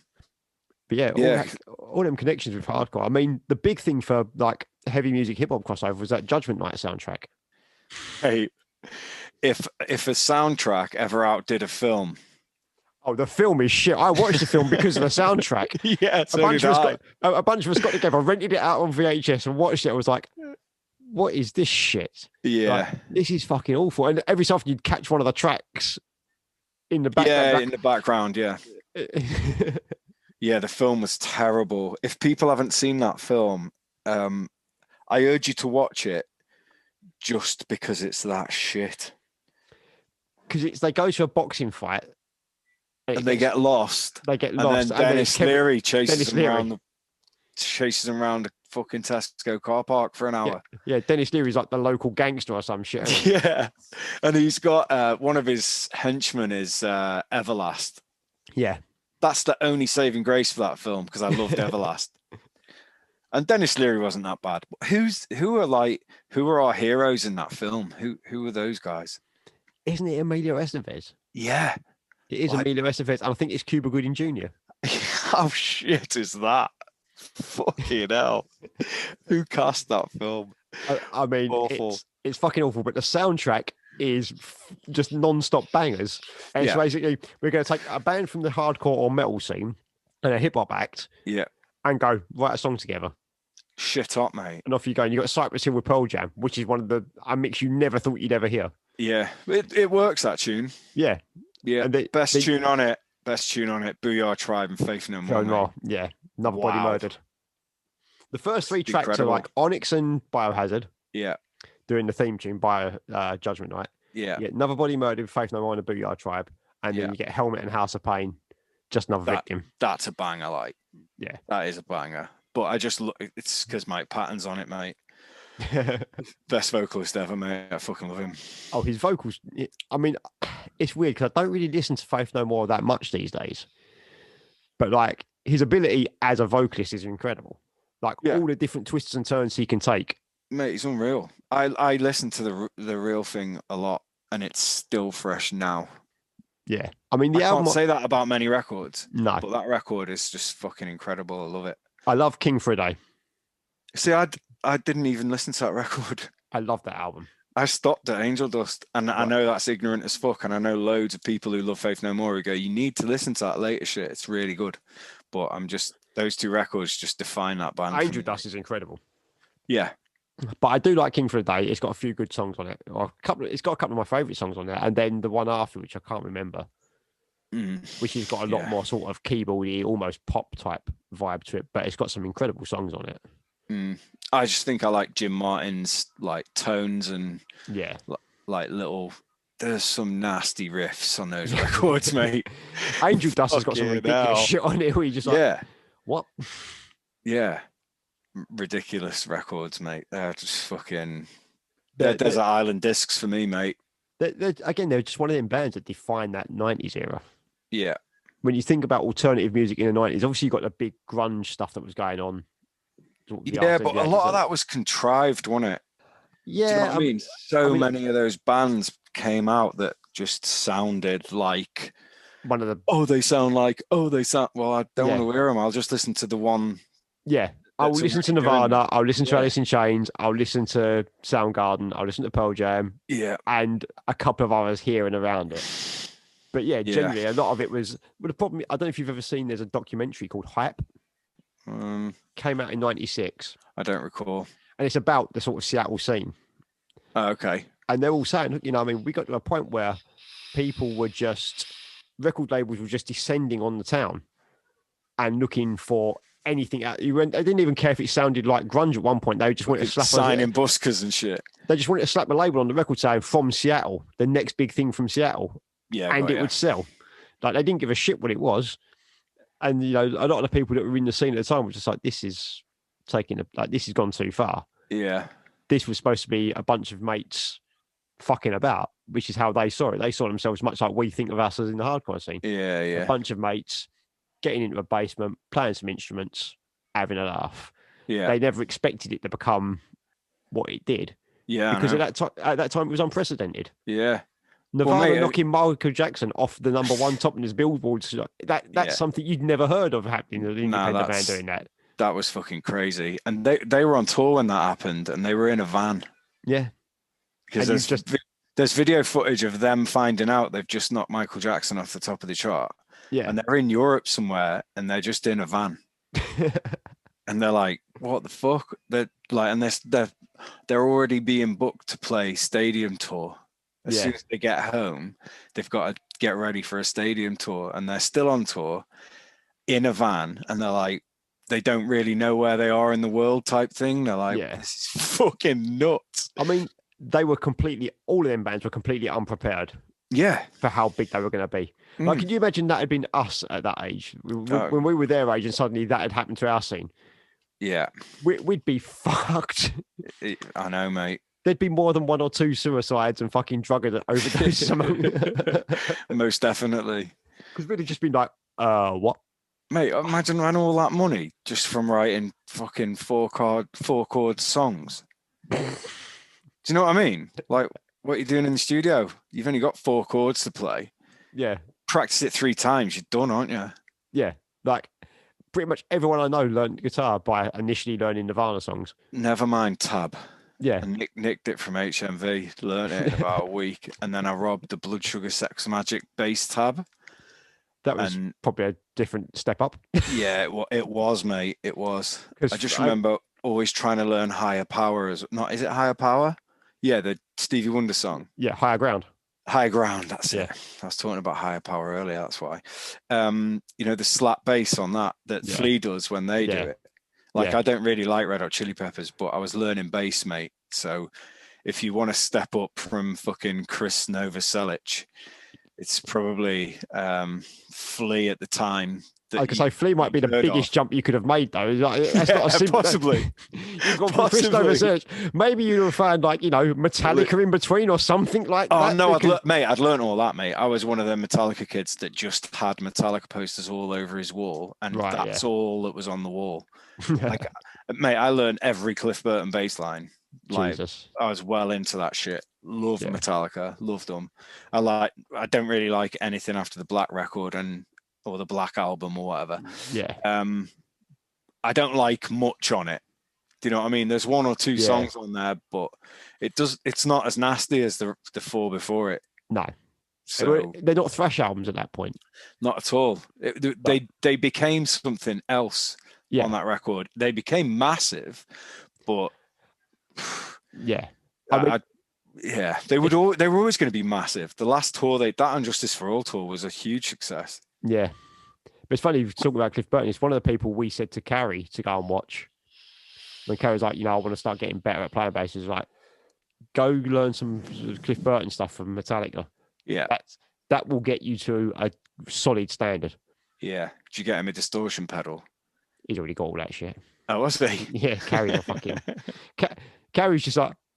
It was funny when Carrie joined Infraction because like he obviously had to start playing with Adam. Yeah. And like we said, Adam's come from a band that was with Mark Doolan in Hellbent. So Adam's game's been raised by playing with Mark Doolan for the last two bands because he's in Hellbent and Proven with him.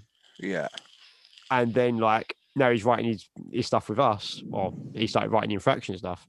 And so for Carrie to go from Idle Hands, and like, I love Idle Hands, but they're not playing mad technical shit. Yeah.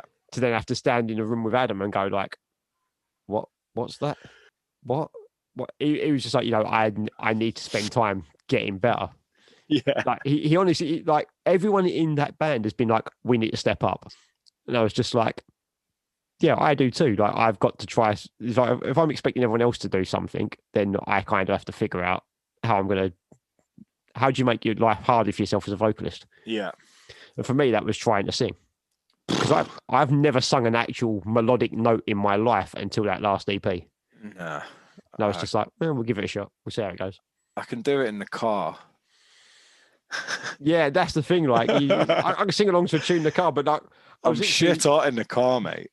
I remember doing them lines and being like in my bedroom with the setup that I'm using here for this, and just listening to the riff over and over again and taking big deep breaths and going to sing and just like, I don't know if I can do this. No. Yeah. And just it took so long to get a couple of takes down. It takes balls, man, because if you fuck up singing, you sound like a moron. Do you know what I mean? Yeah. Do you know what I mean? Yeah, exactly. Because it's got to at least be in tune. Even if you have to hold a note or bend a note, or it has to be musical. Yeah. It's not just raw or whatever else style you do. It's actual singing. It's your voice becomes an instrument at that stage, and if it's out of tune, you sound like a dickhead. I mean, there's two vocal styles that really impressed me because I don't think I could ever do them: singing properly and rapping.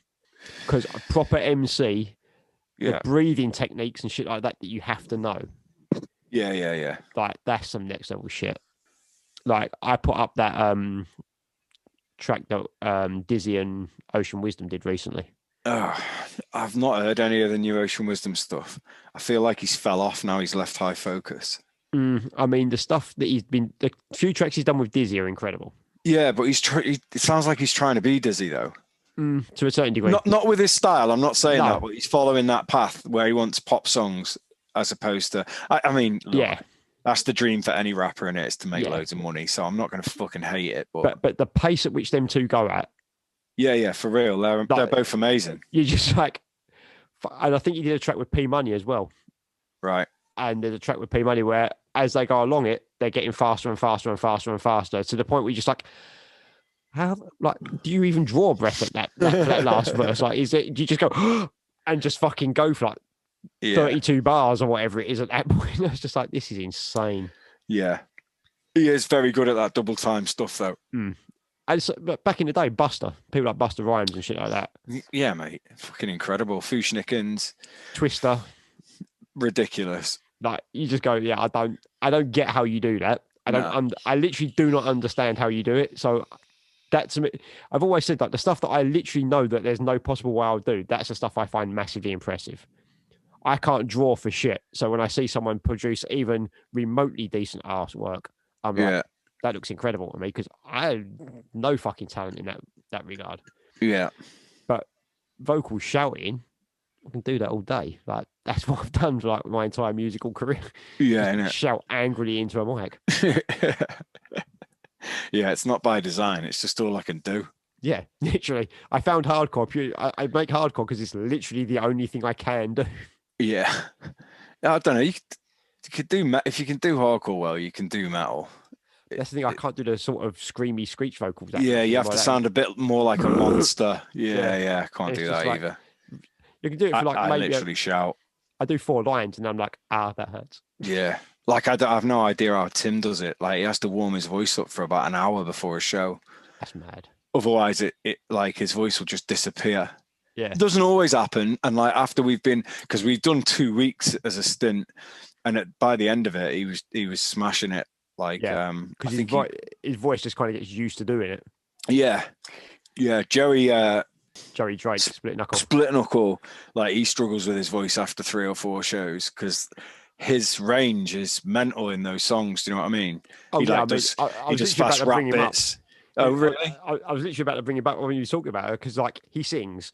He does rap bits. He got high vocal screech. He's got a low vocal scream, and he's got a sort of in the middle tone as well. And you just like in a song they'll bounce around between all of them tones, and I'm just like, what the fuck are you doing, bro? What's in the water in Essex, mate? Because they're prolific. Whatever they touch is fucking sick. Yeah, I mean, obviously we were talking about the Then and Now podcast. Yeah, earlier. Sick, and it's just like sick pot. Shout out Andy. Yeah, and is Darius doing that full time now? Because it was Leon for ages. Yeah, and he's had Nicky Nailbomb on. Yeah, and he's had like a few people come on with him, like and do a few. Yeah, I don't know if it's just him or is Leon permanently doing it as well. I'm not sure who's permanently there with him. It's fucking sick. Anyway, I love it. It's an amazing podcast, but they've been talking about the Essex scene. Yeah. From the early days through to newer stuff and all the rest of it. And you go back through the bands they've had out that way. Oh, mate. You go like Unite, Special Move. Yeah. All this sort of shit, all the way up to Split Knuckle now. And you're just like, fucking hell, like, there's an insane amount of talent in that area.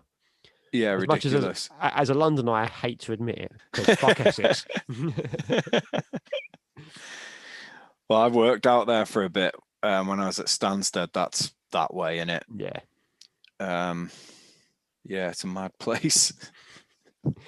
I mean, I've had to do like shop visits on stores out in Essex because I'm based in East London. They're like, oh, you can go do a store visit out here. And you go to some of the places, just like, the fuck is going on around here? Like, I can't remember where it was. There's somewhere they sent me to a shop, and I was literally walking around being like, are you sure these people are human?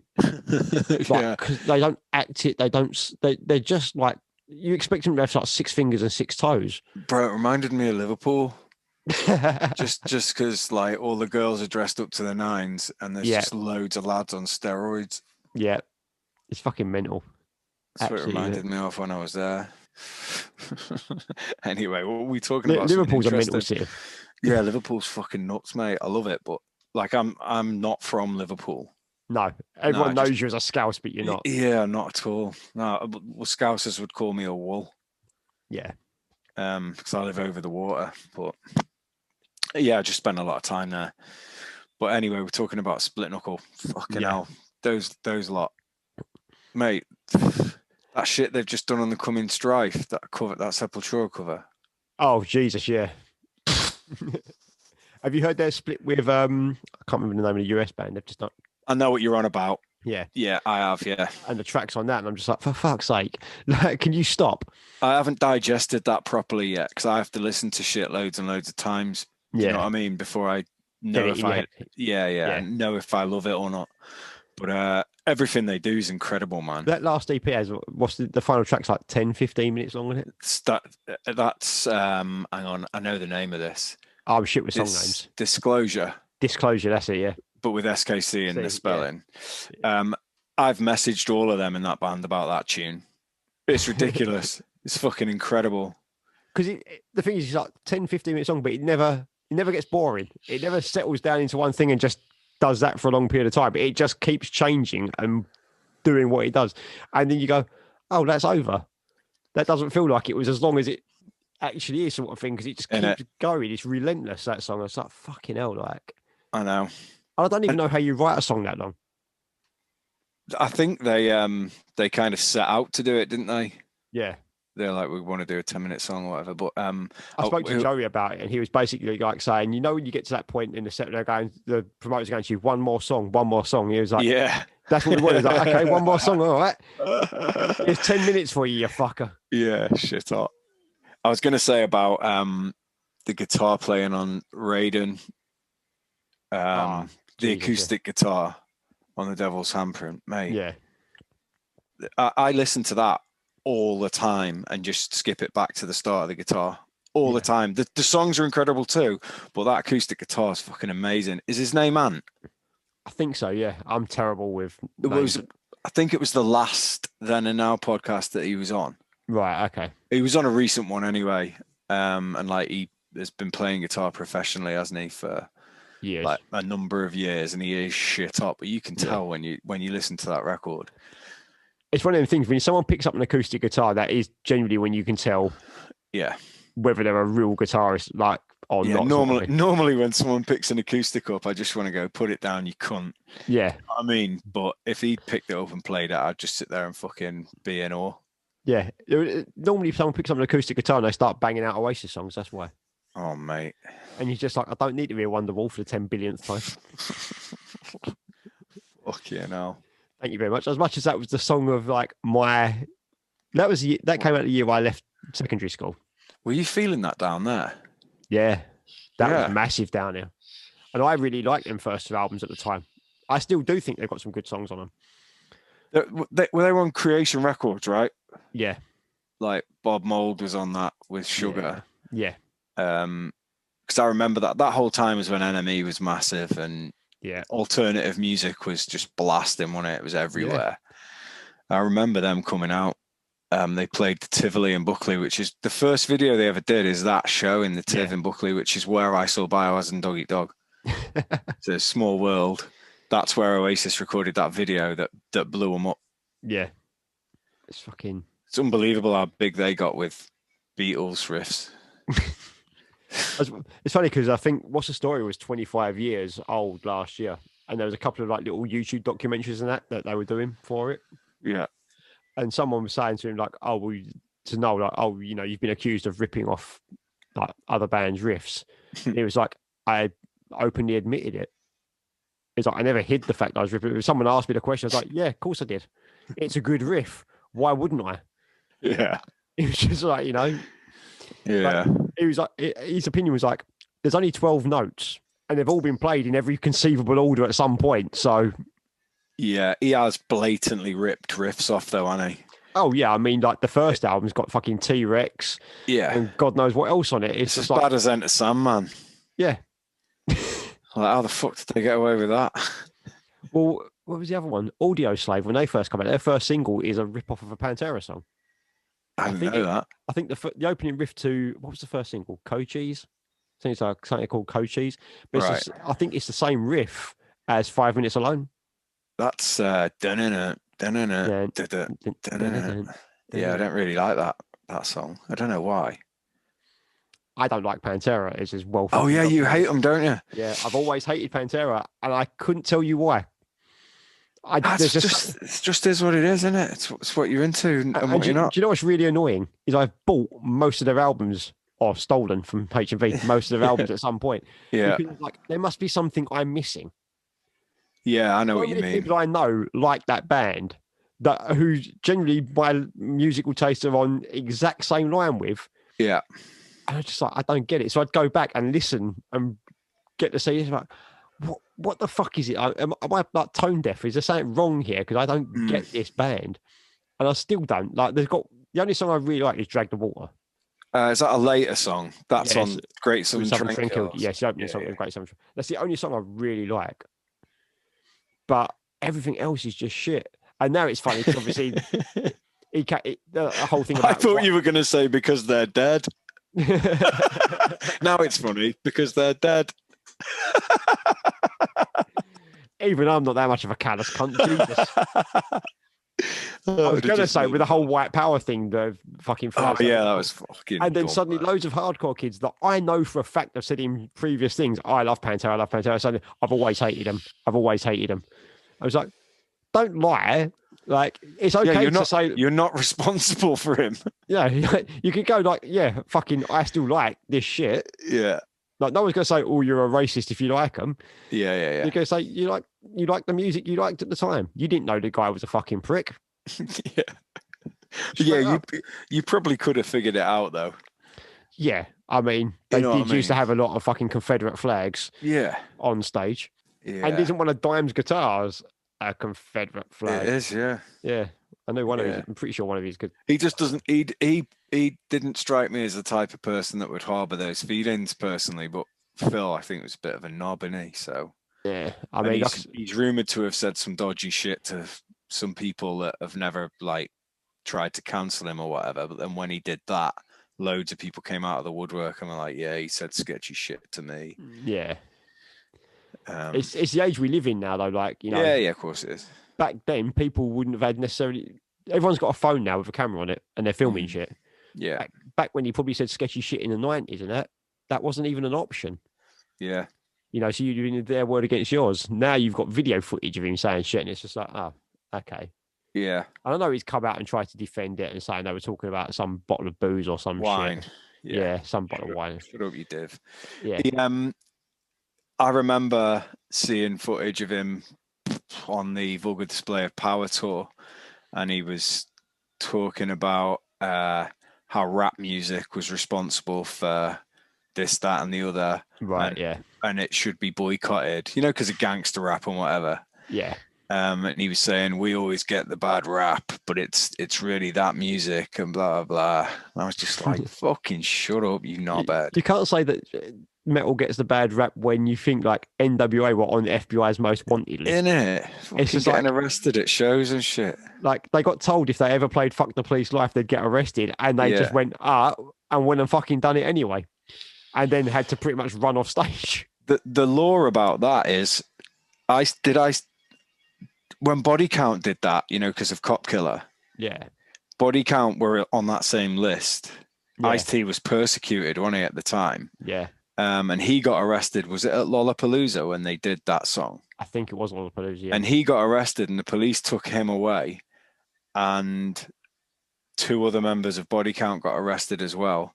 Right. And then the law of it is that Scott Ian played guitar, Chuck D did vocals, and someone else played bass or whatever with the drummer, and they did Cop Killer whilst they were being driven to the station. Jesus. Like, I've never seen footage of this, but I remember reading that when I was a kid and just going, that's sick. That's sick as fuck.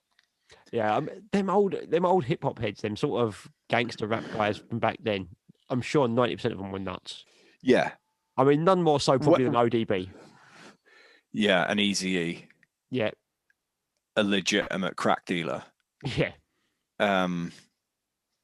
Yeah, rappers today aren't really the same, are they? I mean, there is some like proper gully underground hip hop and underground rappers. Yeah. But in general, the shit that you're hearing on the radio, there's no one particularly. Like back then, like they were dodgy as fuck, and they were big. Like they were doing. Mate, they were massive. Yeah, like NWA, and the thing is, it's weird for like, did NWA actually become big at the time, or was it sort of as Ice Cube's solo career went fucking big that people went back and checked NWA? Because I remember hearing NWA is the first hip hop band I really heard. Yeah. Because they did a world tour. Yeah. Okay. So they got big enough to do a world tour. Yeah. Because I just don't. I remember hearing a CD. Yeah. Thing as a kid, because in this house, like my dad was like, no contemporary music. We listened to classical and jazz. Yeah. That was it. And a bit of easy listening type stuff on the radio here and there, but no like pop music or rock music or anything like that. So I didn't hear any sort of contemporary music until I went to secondary school. Right. And the secondary school I went to was predominantly black kids. And their older brothers had got hold of the NWA album the year before I went. Yeah. I think Straight Outta Compton come out in 89. It did. And I went to secondary school in 90. So that's like the older brothers have got it. The younger brothers in my year are hearing it and they're playing it and stuff like that. And that's how I heard it. And I was like, Jesus Christ, I've never heard anything like this. And it just caught me straight away. But Yeah, like, mate, I don't remember them being a band sort of where you could go and see them or actively that kind of thing. Yeah, Straight Outta Compton tour, 1989. I don't know where it touched, but I know they travelled a lot. Yeah. But yeah, it was 89. Fucking hell. That's mad. Did you know that Snoop Dogg was a past member of NWA? No. What the fuck? Who wrote this? This is wiki, mate. Like I say, that doesn't sound right. I think he might have been around like Dre and that maybe at the time. It says past members: Arabian Prince, Yella, Dre, Eazy-E, Cube, Ren, Snoop Dogg. Unless it's one of the reunion things where he took Easy's place and they've classed that. Okay. Maybe Yeah, like, you know well, how that's not real. Because kind of like how Kappa replaces ODB and Wu-Tang. Yeah. Even though Kappa was there way before that actual official replacement, because Kappa was all over Ghostface's first album. Yeah, of course he was. He did his own singles and his own record as well, didn't he? Yeah. Well, he was like, to me, he's like the first Wu affiliate. Yeah. Like when you think about how they branched that out into like 1,000 members by the end of it. Shaheem. Yeah. Jesus Christ. Law the Dark Man. That album when it came out, 36 Chambers. Bang, mate. Fucking changed everything. Everything. Game over. But I had a really difficult choice to make the day that came out. Go on. And I made you could argue I made the wrong one. That came out the same day as Midnight Marauder. And I got Midnight Marauders on a day. Because I knew Tribe Called Quest, because I knew Low End Theory. Yeah. And Wu-Tang was always going to be a bit of an unknown quantity. But John, but knowing you, how did you not look at the cover of that CD and go, I have to buy that one? I don't know. I literally don't know. That CD cover is half of the record. It's that good. Yeah. It's incredible, that artwork. It's just them in masks on the front cover. Yeah, sick as fuck, mate. But it's how it's done as well. Yeah. The white face and everything. Yeah, it's kind of blurry and out of focus. It just looks really suits the album. Kung Fu flick. Yeah, it suits the album because the album is dirty. It sounds out of tune half the time where things don't really sync up properly. And it's the dirtiest fucking sounding hip hop album, certainly of that era. It sounds horrific. But I was watching an interview with one of them and they were talking about how RZA used to mic the snares. Yeah. And like he would put a mic right underneath the snare skin inside the snare to get that pop. Okay. So because they were live snares, a lot of them. I mean, some of it's obviously sampled. Yeah. But yeah, apparently he's like proper meticulous with how the beats are the most important thing to him. So yeah. I mean, I remember the fact that he used different compression on every different vocalist. So every member sounds very different. Yeah. So you can tell who it is. I mean, you can tell they're not so unique from each other anyway. You can tell anyway. Yeah. Like you can instantly go, that's Raekwon, that's Ghostface, that's Meth. They just sound so completely different. Are you listening to all that Griselda stuff? I haven't yet, no. Oh, mate. I need to check it out. A few people told me about that. You do, mate. Just watch a load of Conway the Machine's freestyles. Oh, really? Just YouTube Conway freestyle, and that's some of the best freestyling you've ever heard. It's not true freestyle, obviously. Yeah. You know what I mean? It's written, but... Yeah, it's written, but he's dropping it on whatever beats on in that studio, but he's fucking unbelievable, mate. Yeah, I'll have to give that a check. That's the thing. In fact, they're all good.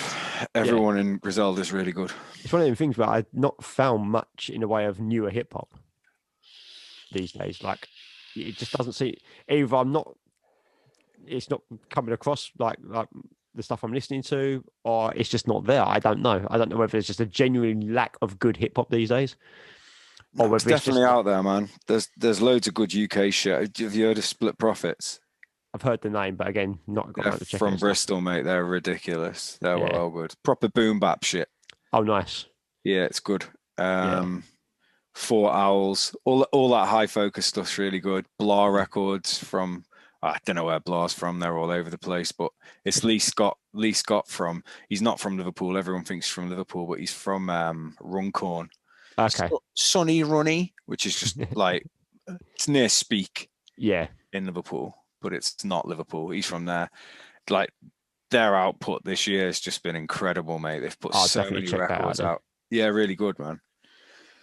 Yeah, but yeah, I think I had a couple of episodes on this podcast where it's like, you know, the 90s were the best for music. I'm not arguing with that. It's like when we had May on here, maybe like 3 hours of talking about 90s music and venues. Yeah, but it's one of them, isn't it? Every generation will score on the next. Oh yeah, that's my generation. That's what I love. Yeah, definitely. But I love a lot of 2000s hardcore as well, because I was like, that's active. When we started getting active. That's like, you know, when I started to pull the thumb out of our asses and be like, right, let's figure out how we can do this here for ourselves. Yeah. So I've got a lot of love for that, because it's where we came from. But the 90s, I always go back to it. Yeah, because you think with the UK scene, the late 90s when it starts for us, for our sound.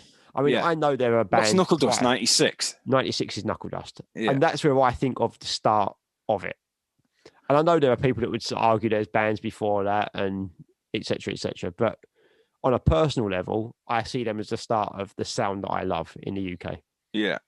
And without Knuckle Dust, and without Pierre specifically, you don't start to get the movement in the UK scene that we got. Not at all.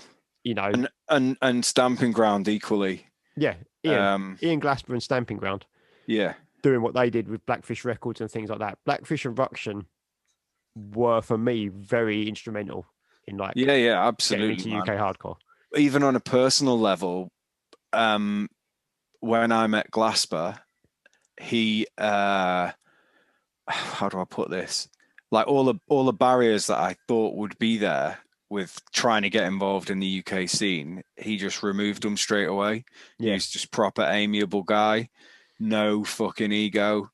Like gave me his address to write to him, wrote to him. He sent me a load of tapes of music that I'd never heard. Like I got E-Town Second to None split off him. Oh, yeah, like changed everything. Do you know what I mean? And then started finding out about Back to Basics, and he would. You know, I heard Sheer Terror because he had a Sheer Terror shirt on the night I met him. And I was like, right, I've got to find out who the fuck they are now. Do you know what I mean? That's how it was, though, wasn't it? This is it. It's like, I mean, when I started to get back around to the scene properly, which I'd say is 2005. Yeah. Because it's a weird thing. Like, I grew up with the Calibre Boys. I went to school with them. Yeah. And then... I bet they were fuckers in school. First time I met Terry Haynes was when I transferred school, because I left the school that I went to and discovered hip hop. I got kicked out of there for a fight. Come to this, I was out of school for about 3-4 months, went to the more local school, Woodside, which is where they all went. I was walking across like this field that you had to get to the school. There's like a sort of leisure centre, and there's a big, like almost like a football field outside it. You'd walk across that to get to the school. And I'm walking back from that. My cousin went to this school, by the way. She's in the same year as Terry. Yeah. Tall Terry. And I'm walking along, just minding me over this. Like, oi! And who the fuck is that? And I recognised Terry briefly because he'd gone to the same primary school as me. I didn't know him because when you're like 1 year above, that seems like such a big gap. Yeah, of course it does. Sort of you fucking hate each other. Yeah, so I look around, what the fuck do you want? He comes up, oi! He went, you Manda's cousin? I'm like, yeah. He's like, how can I get a date with her? I want to fuck her. Oh, charming. And I was just like, and I knew she had her eye on someone else in that year. I was like, well, first of all, you've got to be him, and then you've got a shot. It wasn't Little Terry, was it? No, because Little Terry's the year below me. And Little Terry went to our school, but I literally do not remember him in school at all. Are you suggesting he was never there? That I can remember? No. I knew him because we all used to go over to Tall Terry's area, like Beckton, where Tall Terry, where Wemmer and Nicky and all that were.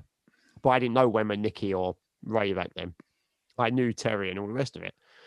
But we'd go over there, and suddenly Simmons would pop up out of nowhere, and I couldn't stand him. Like I've said this to him a few times. Like when he was a kid, when he was like 15, 16 years old, he was a ball of bouncing energy. Yeah, I can imagine, mate. And I couldn't tolerate it. I do not have the patience for it. And I was just like, I'm gonna fucking kill him. I'm literally just like, there'd be times I'd see him come over and I'd look at the two mates that I'd gone over there with and be like, I'm off. Like, I'm done for the night. I'm going home. Because I can't deal with him for fucking next 3 to 4 hours. He'll fucking drive me insane. Yeah, they're all fucking nuts. But yeah, so I knew that lot. And then obviously the shit that happened with my missus and all the rest of it happened. And that's when I just started traveling. And I was just like, I didn't want to be around anything. So when I came back to the scene, sort of 2005-ish, yeah, I was chatting to Matty Bar on one of the old forum pages. Like, London or some shit like that. Yeah. And then he was like, oh, we do this thing at 12 Bar, first Saturday of every month. Come along. So I was like, cool. So I went down to that. And that's when he started introducing me to it. He introduced me to Fatty first. Yeah. And what I've learned about Fatty now, which I didn't know back then, was, have you ever watched Fatty meet someone for the first time? Probably loads of times, but it's one of them. If you actually sit back and pay attention to it, it's one of the most fascinating things I've ever seen. Why? Because he doesn't speak. He sits there and listens and nods his head like he's nodding to music in that sort of on the one. Yeah. Completely out of time with everything else. Yeah. It's perfectly in time. It's perfectly in time. Low. Yeah, it's on the one. Me and Ian worked it out once. We were just like, it's always on the one. But he'll do that. And then you're kind of like, if he thinks you're not full of shit, he'll engage in a conversation with you. Yeah, he's just... he's summing you up. Bides his time, doesn't he? He'll spend about 5-10 minutes of the conversation summing you up. And if he doesn't like you or he thinks you're full of shit, he'll just make a polite excuse and fuck off. And then you'll never see him for the rest of the night. Yeah, Tom's a fucking real one. Shout out, Fatty. And I was just like, it's now looking back at that, like when Matty introduced me to him, I was like, it's one of them things like, I know who Fatty is. I don't know him, but I know who he is. And he's always been a guy that back then intimidated me because I'd see him in a show. He'd be on the other side of the pit and he'd be doing that one slow head nod, but he'd be staring at you across the pit and I'd always be like, the fuck have I done wrong? And it was always like, he's probably looking at me going like, who the fuck's that kid? Like, because you wouldn't know me, so it'd just be like, who the fuck's that? You know? Yeah. But I was always like kind of terrified of him. He fucking hurts when he hits you. Oh, yeah. He smashed into me in the Unicorn a good few years ago, but my fucking hand swelled up the day after. He whacked me on the top of those little weak bones on the top of your hand. He was like spinning his fist or whatever, and just all of his knuckles at once whacked those little bones. Mate, it swelled up like a golf ball next day. I remember you running over to save Simon. When's this? It was a Unicorn show, and it was a Proven were playing, and Fatty went off, and Simon was stood in the middle of the pit, and he got clocked by Fatty. Simon who? Simon Thomas, injury time. Oh, shit. Saidito. Yeah. And he was pretty like, we've just... Saidito was Saidito at the time, and he got hit, and I just remember you running over to make sure he was all right, and he was literally stood there going like, yeah, what happened? What was the problem? Your friend punched you. Punched you full in the face. Oh, mate, I've seen Fatty fuck a lot of people up. Oh, as soon as he starts going, like, I back away from the pit. There's a few people where I'm like that. I'm just like Rich. Rich doesn't really dance that often, but he's such a big lump when he does start going. Oh, mate, he'd snap you in half. Yeah. You're the same, though. Like, you start going at shows, I'm like, yeah, fuck that. Oh, mate, I only hurt myself. There's like you, Fatty, Rich. Who was the other one? Oh, Big Phil from Idle Hands. Yeah, oh mate, yeah, getting the fuck out of his way. The worst that I've ever seen was Billy Caliber. Shout out Billy when he used to dance, and he was dancing to. I've got a feeling it was Special Move. No, it was Special Move. In the Underworld. Was it Special Move? Who the fuck was it? Can't remember. It doesn't really matter. And he used to do the axe kick. Yeah. And he would bring it down literally like an axe. Yeah. And he just volleyed this girl in the chest with it. It's just like full weight as well. He's like, Billy's not a small guy, and it's full weight. Bro, he was about 20 stone when he did this. Full weight of him coming down. He's like, Jesus fucking Christ. I thought he killed her. I thought he killed her. Oh, fuck that. I just ran over to pick her up, and she was trying to fight him straight after it. And then you remember Nat? Well, do you remember Nat? You know, Nat London, yeah. Nat London. When Nat lived in the UK is what I meant. Yeah. Nat ran over and started on this girl, and I was like trying to split them all up. It's fucking carnage, mate. She had this massive footprint on her tit. The thing is, like, when Billy used to do that, like without anyone around, you'd hear the impact of that axe. You over the music, you just hear bang. You'd like, fucking, what was that? And you just someone's dead. You just see like Billy dancing around. But yeah, to have that come down, fuck that. Christ. How long have we been going? I have no idea. So do you reckon you'll do any more bands going forward now? Who the fuck knows of all this shit, mate? When I was asking you about doing Zoom practices. Yeah.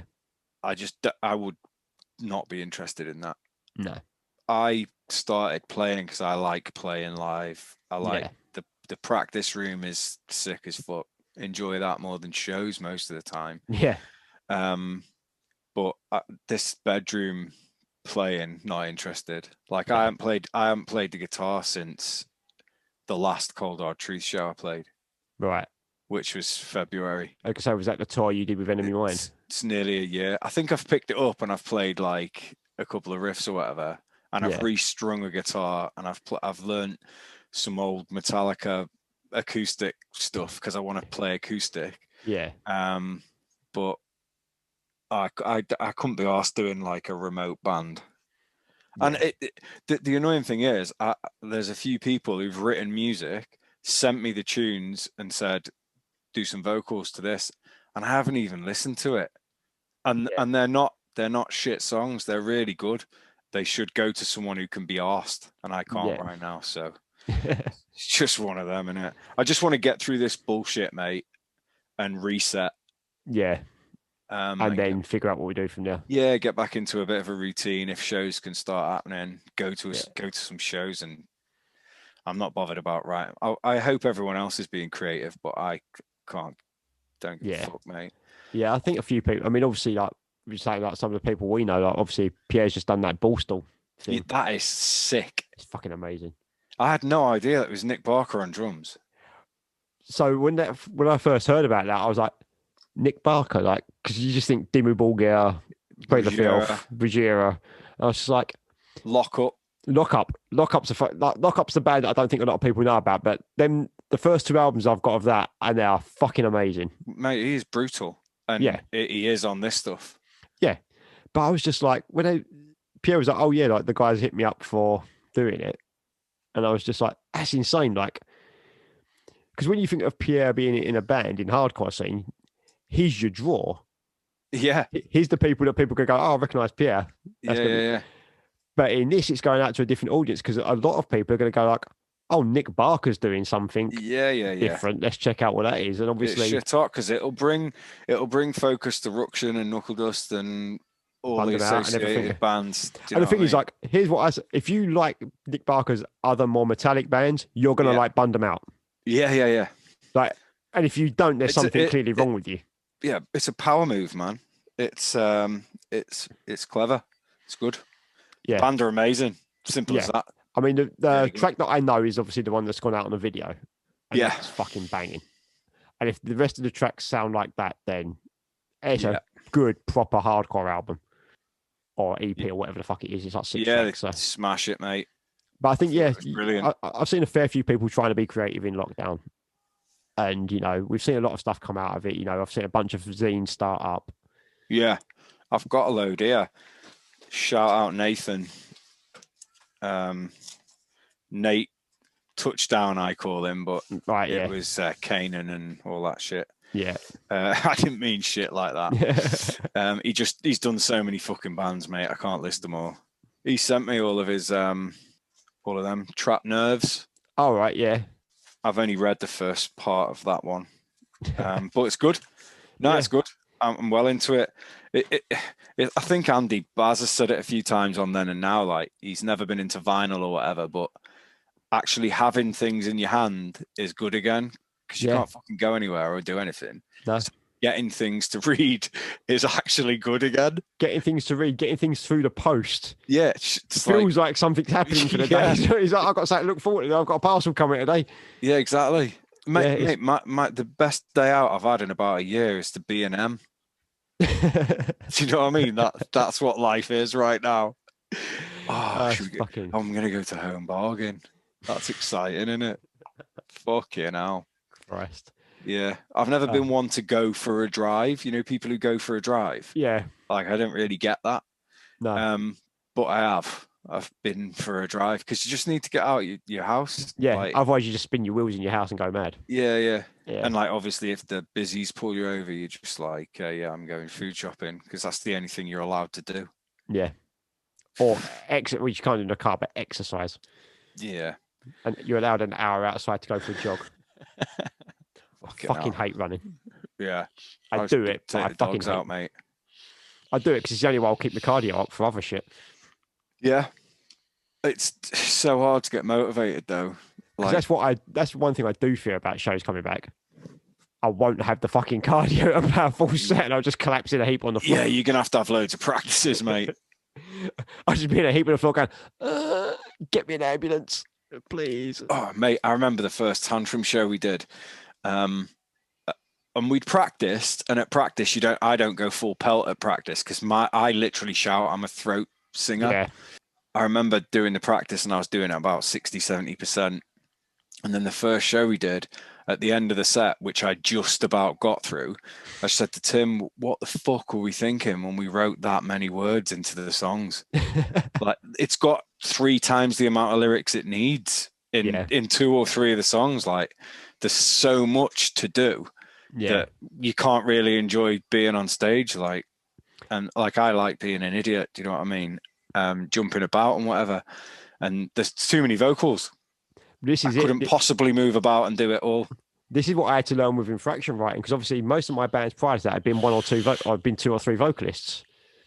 Like Deathblow was 2 vocalists, Warcry was 3 vocalists at one point. Yeah, Proven was 2 vocalists. So I've always written songs with lots of lyrics because I'm like, well, I'm going to be sharing it out amongst other people. Yeah. And then once you got to infraction, I was like, I can't be doing that because I will have an actual heart attack on stage.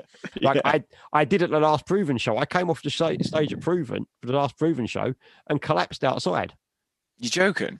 No, because I mean I have a heart condition. Yeah. So I know I've talked to you about that before, but I didn't know you collapsed after a show. Fucking hell. I didn't fully collapse, but like it started up, like the pain in my chest kicked up, and I was just like, I went outside, got to the outside of the New Cross Inn, and just slid down the wall. Shit. And I think it was like John Bundam out and that come up and was like, you're all right. I was like, go and get me some painkillers. Let's go and get me some fucking ibuprofen and paracetamol and I'll fucking breathe this through, but like get them now before it gets worse. Yeah, shit. So I know that's no good. So I know that that was a bad day on my part though, because I hadn't eaten properly. I spent all day stressing out because I was behind the ticket stand, like because it was Ready Fest. So it was a stressful day anyway, because it's like you fall out of a fest. And then I hadn't eaten, and then I went and played. Yeah, you don't eat properly, do you, when you're putting a show on? No, so then when I played like a half-hour set with Proven, full energy, flying around the stage, knew it was going to be our last ever show, so we were like properly getting into it. Yeah, give it everything. And then just went, oh, I shouldn't have done that. Especially as the adrenaline kick wears off, you're just like, oh, fuck my life. I don't know about you, but this happened more in Cold Hard Truth than any other band. But when I do backup vocals in Cold Hard Truth, like I give it welly, do you know what I mean? Because Tim's voice is massive. But I remember we were in Europe somewhere on that 2-week tour, and we hadn't really eaten properly that day. You know what it's like in the van, like you just eat shit, don't you? And obviously there's whatever flying about when you're on tour anyway. I remember doing like some "What's up, motherfuckers?" You know, one of them things that you do. Like, what do the kids call it? Mosh call. One of them, just calling everyone a cunt, basically. Yeah. And then as soon as I'd finished doing it, like my eyesight went. I'm not even shitting you. Everything went black, but my eyes were open. And Tim said to me after it, he said, "You just looked like a ghost." Just full on whited. All the colour had gone out. Yeah, I just stood there, and this noise started in my ear that was, at first it was like, and then it just became, and I just felt my knees going, and I was like, "Oh my God, I'm gonna collapse on stage." Yeah. And I was just everything in me just to stay on my feet. I stopped playing. I couldn't sing. My eyes were wide open, but I couldn't see. And I was like, what the fuck is happening? I don't want to be in a Euro hospital. That's all I was thinking. You know what I mean? And then gradually my eyesight came back and my hearing all came back, and it was like I'd been reset or whatever. Yeah. And Tim just walked over to me and went, "Are you all right?" He said, "It looked like you died standing up." And I was like, "Mate, I nearly did. It fucked me up." And then the next night I was like, "I'm not fucking doing them backing vocals again. Sam can do them." So we had Sam's backup vocals, which are hilarious. I think Ian was saying, like, he probably said on his episode, when we went to Holland, and before we got on stage, you went and did this whole fucking zoot, the whole lot. Who's this? Ian Diction, yeah. Yeah. And he's got on stage. Yeah. he got on stage and he couldn't remember any of the songs. Now, I didn't notice. Like, me and Louis have both said we didn't notice there was no bass playing for most of them songs. But he was just like, he was so fucked up that he just did not remember anything and was trying to sort of catch up with the songs all the time. Mate, that's why European people hate UK bands. Because we just come over and get fucked up. And then play an absolute shit show. Yeah. I remember when the boys in Reduction played in London and they were all fucked. They were like pissed out of their heads on stage. And so many kids at the show were just like, "Oh, this is so disrespectful, turning up to a show in another country and getting that drunk." And I was like, who the fuck are the British to say that to anybody? Like, just in general. We're known for it. Yeah. Like, even our bands are known for it. Yeah. Turning up on Whitey and fucking hell. Yeah, it's the big one for me was, I think it was something at Tea Chances. I think it was Turnstile. Played. Yeah, Turnstile played. Knuckle Dust. And I think 9 Bar played as well. Yeah. And I remember Matty Barr coming around being like, "Fucking guys in Turnstile are doing like handstands and press ups and getting." Yeah, I was up there with Brandon skinning up. Properly stretched it out. He's like, we're all just sitting around fucking drinking and smoking. It's like, and Matty was like, there's a real reason why they make money and do well at this shit. Yeah. And we do it like part time and have jobs. Yeah. Yeah, I know. I've seen there's a few bands that have done that though, innit? The Misfits used to have a weights bench backstage. Yeah. I've seen Ian Glasper warming up, mate, doing like clapping press ups and all that shit. I've never done any of that shit, mate. I've pulled a hamstring on stage. Because when you do like dumb kicks or whatever, or dumb jumps. And then you're like, "Oh, I shouldn't have done that." Yeah. And I've had to stand still for the next 4 nights. Fucking morons. Yeah. But I mean, it is weird. I don't think about moving around the stage, but you kind of have to a certain degree, because otherwise you're just 5 people stood on a stage stock still sort of thing, and it's kind of boring to watch. Yeah. But like, there are times when I regret it. Like that Proven show, I definitely regretted moving around the stage because I was absolutely fucked. Old age, bro. Yeah, fucking tell me about it. You're younger than me. Only by a year. You're 78. Yeah. I was born in 78, people, not fucking I am 78. Let's make that painfully clear. Well, I'm still a year older than you, so. Yeah, 79. Jesus Christ. Do you think we'll still be doing this at this age? That age? Did I think we'd still be doing it? Yeah. It's all I ever wanted to do, mate. So you just like, my fault is I'll still be on stage doing this shit. I don't give a fuck like what people say. You're too old to do whatever. Well, you didn't ever, you weren't really into it then. No. Like, if you think there's a sell by date on something that you love, that's fine, but I don't. no, I mean, I don't know if I'll have the physical ability to do it. I'll still go Ahead to of shows though. but I'll still be at shows. It's funny that, I mean, there was a thread on one of the fucking Facebook group pages where someone's like, "Oh, people who are into hardcore and over 30, fucking paedophiles or weird or this," and I was just like, but the most important people in the UK hardcore scene right now are in their 40s. Yeah, it's a bit harsh, isn't it? The people that like formed the scene that you are lucky to have. Yeah, I thought you had to shag kids. You know what they do in their bands, these youngsters. Which is, I think there's a few of the older people just like ripped into them. And it's just like, that's ridiculous. Like, anyone over 30 is fucking shouldn't be in hardcore. Don't be stupid. Like, you wouldn't have a scene if it wasn't for the people that are over 30 right now. Yeah, exactly. So go fuck yourself. And I love the kids that have got that sort of enthusiasm and energy for the hardcore scene. Don't get me wrong. But don't be like, oh, well, you lot should move aside for us, because it's like, well, you've got to be good enough to make us move aside. Yeah, I know what you mean. Like, I've always treated everything I do as quite a competitive spirit. I know the whole hardcore unity thing, but like, my thing is always everything's a competition. Everything's kind of a competition. So when I'm on stage, yeah, my band are going to be the best band of the night. As far as I'm concerned, we're going to do everything we can be so that we're the band you end up leaving thinking about. Yeah. And I don't give a fuck whether you're my best mates on headlining, like Knuckle Dust show or something like that. Yeah. No. As far as I'm concerned, I'm in competition with them. I'm in competition with Knuckle Dust right now. And that's what I've got to be better than. But bro, we've all done it. We've all played shows and we've gone on before someone and we've had a better reaction than they've had, and we've loved it. Yeah. Do you know what I mean? Yeah. I mean, don't get me wrong. I'm not saying we'll have a better reaction than Knuckle Dust or anything, but in my mind, I'm like, I've got to compete with. That's the way I get a good show out of myself, is to be competitive about it.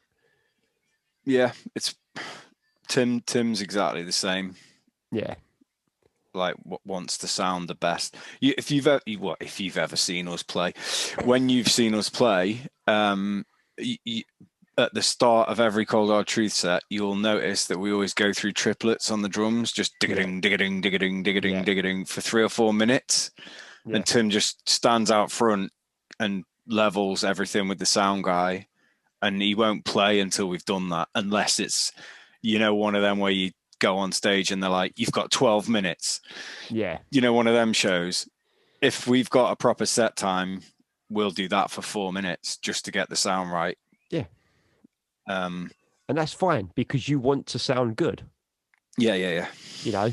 Like, well, it's just sounding even, isn't it, on stage? You don't want one guitar too high and one guitar hardly there, or the bass too loud or whatever. No. But thinking of it being Tim that's got the same mentality, I wonder if that comes from a sort of history of combat sports. Maybe. Competitive thing. Because it's like, I've got to be better than everyone here. Because, you've done combat sports, I've done it, Tim's done it, you have that mentality of, this is all on me now and I have to be better than the other people.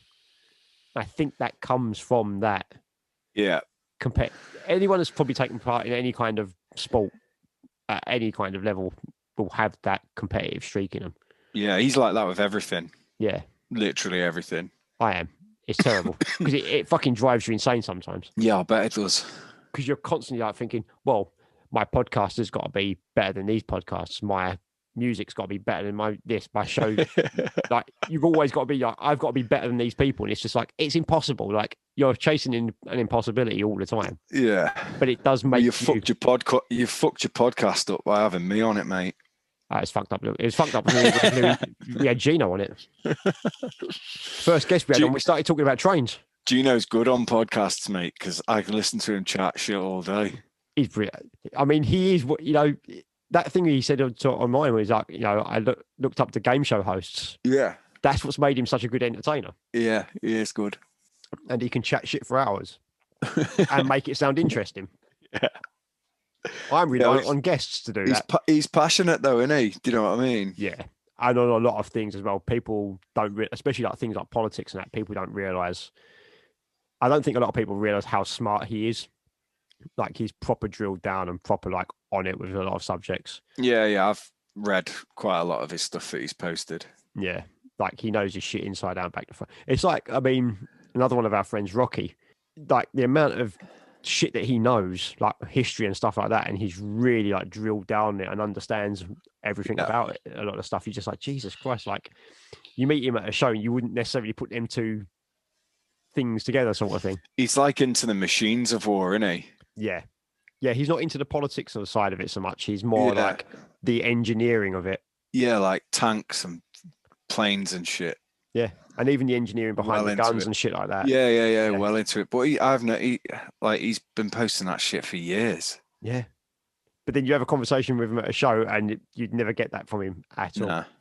Yeah, we've all got mad shit we're into. Yeah, I think mine's pretty publicly known now. I like my geek shit. I'm a fucking nerd. I got a PS4 off Baxter's sister's husband. Do you know Johan? I don't know him, but I know who. Yeah. Yeah, he was getting a PS5, so I bought his PS4 off him anyway. And I've been playing fucking Call of Duty for the past 2 months. Just totally addicted, mate. Well, there's nothing else to do, is there? No. I mean, I'm still, as everyone knows by now, Street Fighter. I know, yeah. Have you fought my brother on that? Possibly. Tom.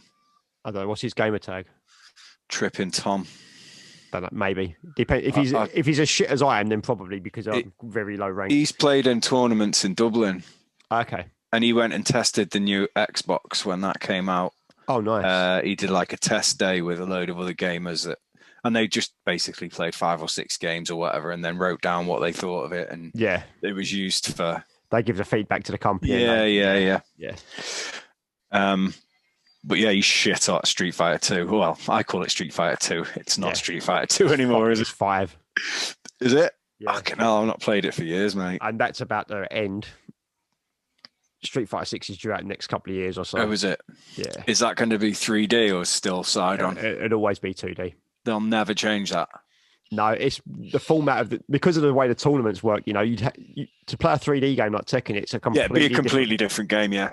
Yeah. So if you've got someone like, I don't know, like London's guy, Problem X, like he's played since Street Fighter 4 and it's always been on 2 dimensions. It would be unfair to players that have been playing for like 10, 15 years to suddenly go, oh, now you've got to learn a 3D fighter. Yeah. For the next tournament, because they're getting sponsorship. They're reliant on sponsorship money and doing well at these tournaments for them. That's how they get paid. So if you suddenly completely change the game on them, and don't get me wrong, every single Street Fighter plays different to the last one. Like no 2 games play anything like each other, but the basics are there. You know, if you know how to throw a fireball in Street Fighter 2, you know how to throw a fireball in Street Fighter 5. Yeah, got you. You know, it's just the way the game works to be different. But yeah, I mean, the money in it's insane. I know. I keep reading about these success stories, and I'm like, my mum used to say to me, "You'll never do anything playing them games." Yeah. And now there's kids just making fucking 10 grand a week on Twitch. Yeah, it was like that kid from Essex that won. He was like 14 years old and come first or second in some Fortnite tournament and won like $500,000. Jesus Christ! And he's like 12 years old for playing a computer game. Yeah. Like that wasn't even a thought in our. In it, sounding old here, John. I'm gonna have to stop talking like this. That a game was us as like a Mega Drive, or you stuck a quid in an arcade machine. Yeah. Well, we used to play Tekken for money. Like, you know, when there's just a load of lads sat around in someone's house, fucking getting stoned or whatever, we'd play Tekken for money. Yeah. And some of us got that good that we would bet 20 quid or 30 quid when you didn't have that money to lose. Do you know what I mean? But you're like, I'll play you for 30 quid. Yeah. Sometimes you won, sometimes you lost. But but now you've got kids like Street Fighter, the prize tournament is normally about, I think the average prize is about 70 grand for each tournament. That's mental. But then the Evo's more, because Evo's like a massive open bracket where you can have as many entrances as you want. That's more than some fucking UFC fighters get paid.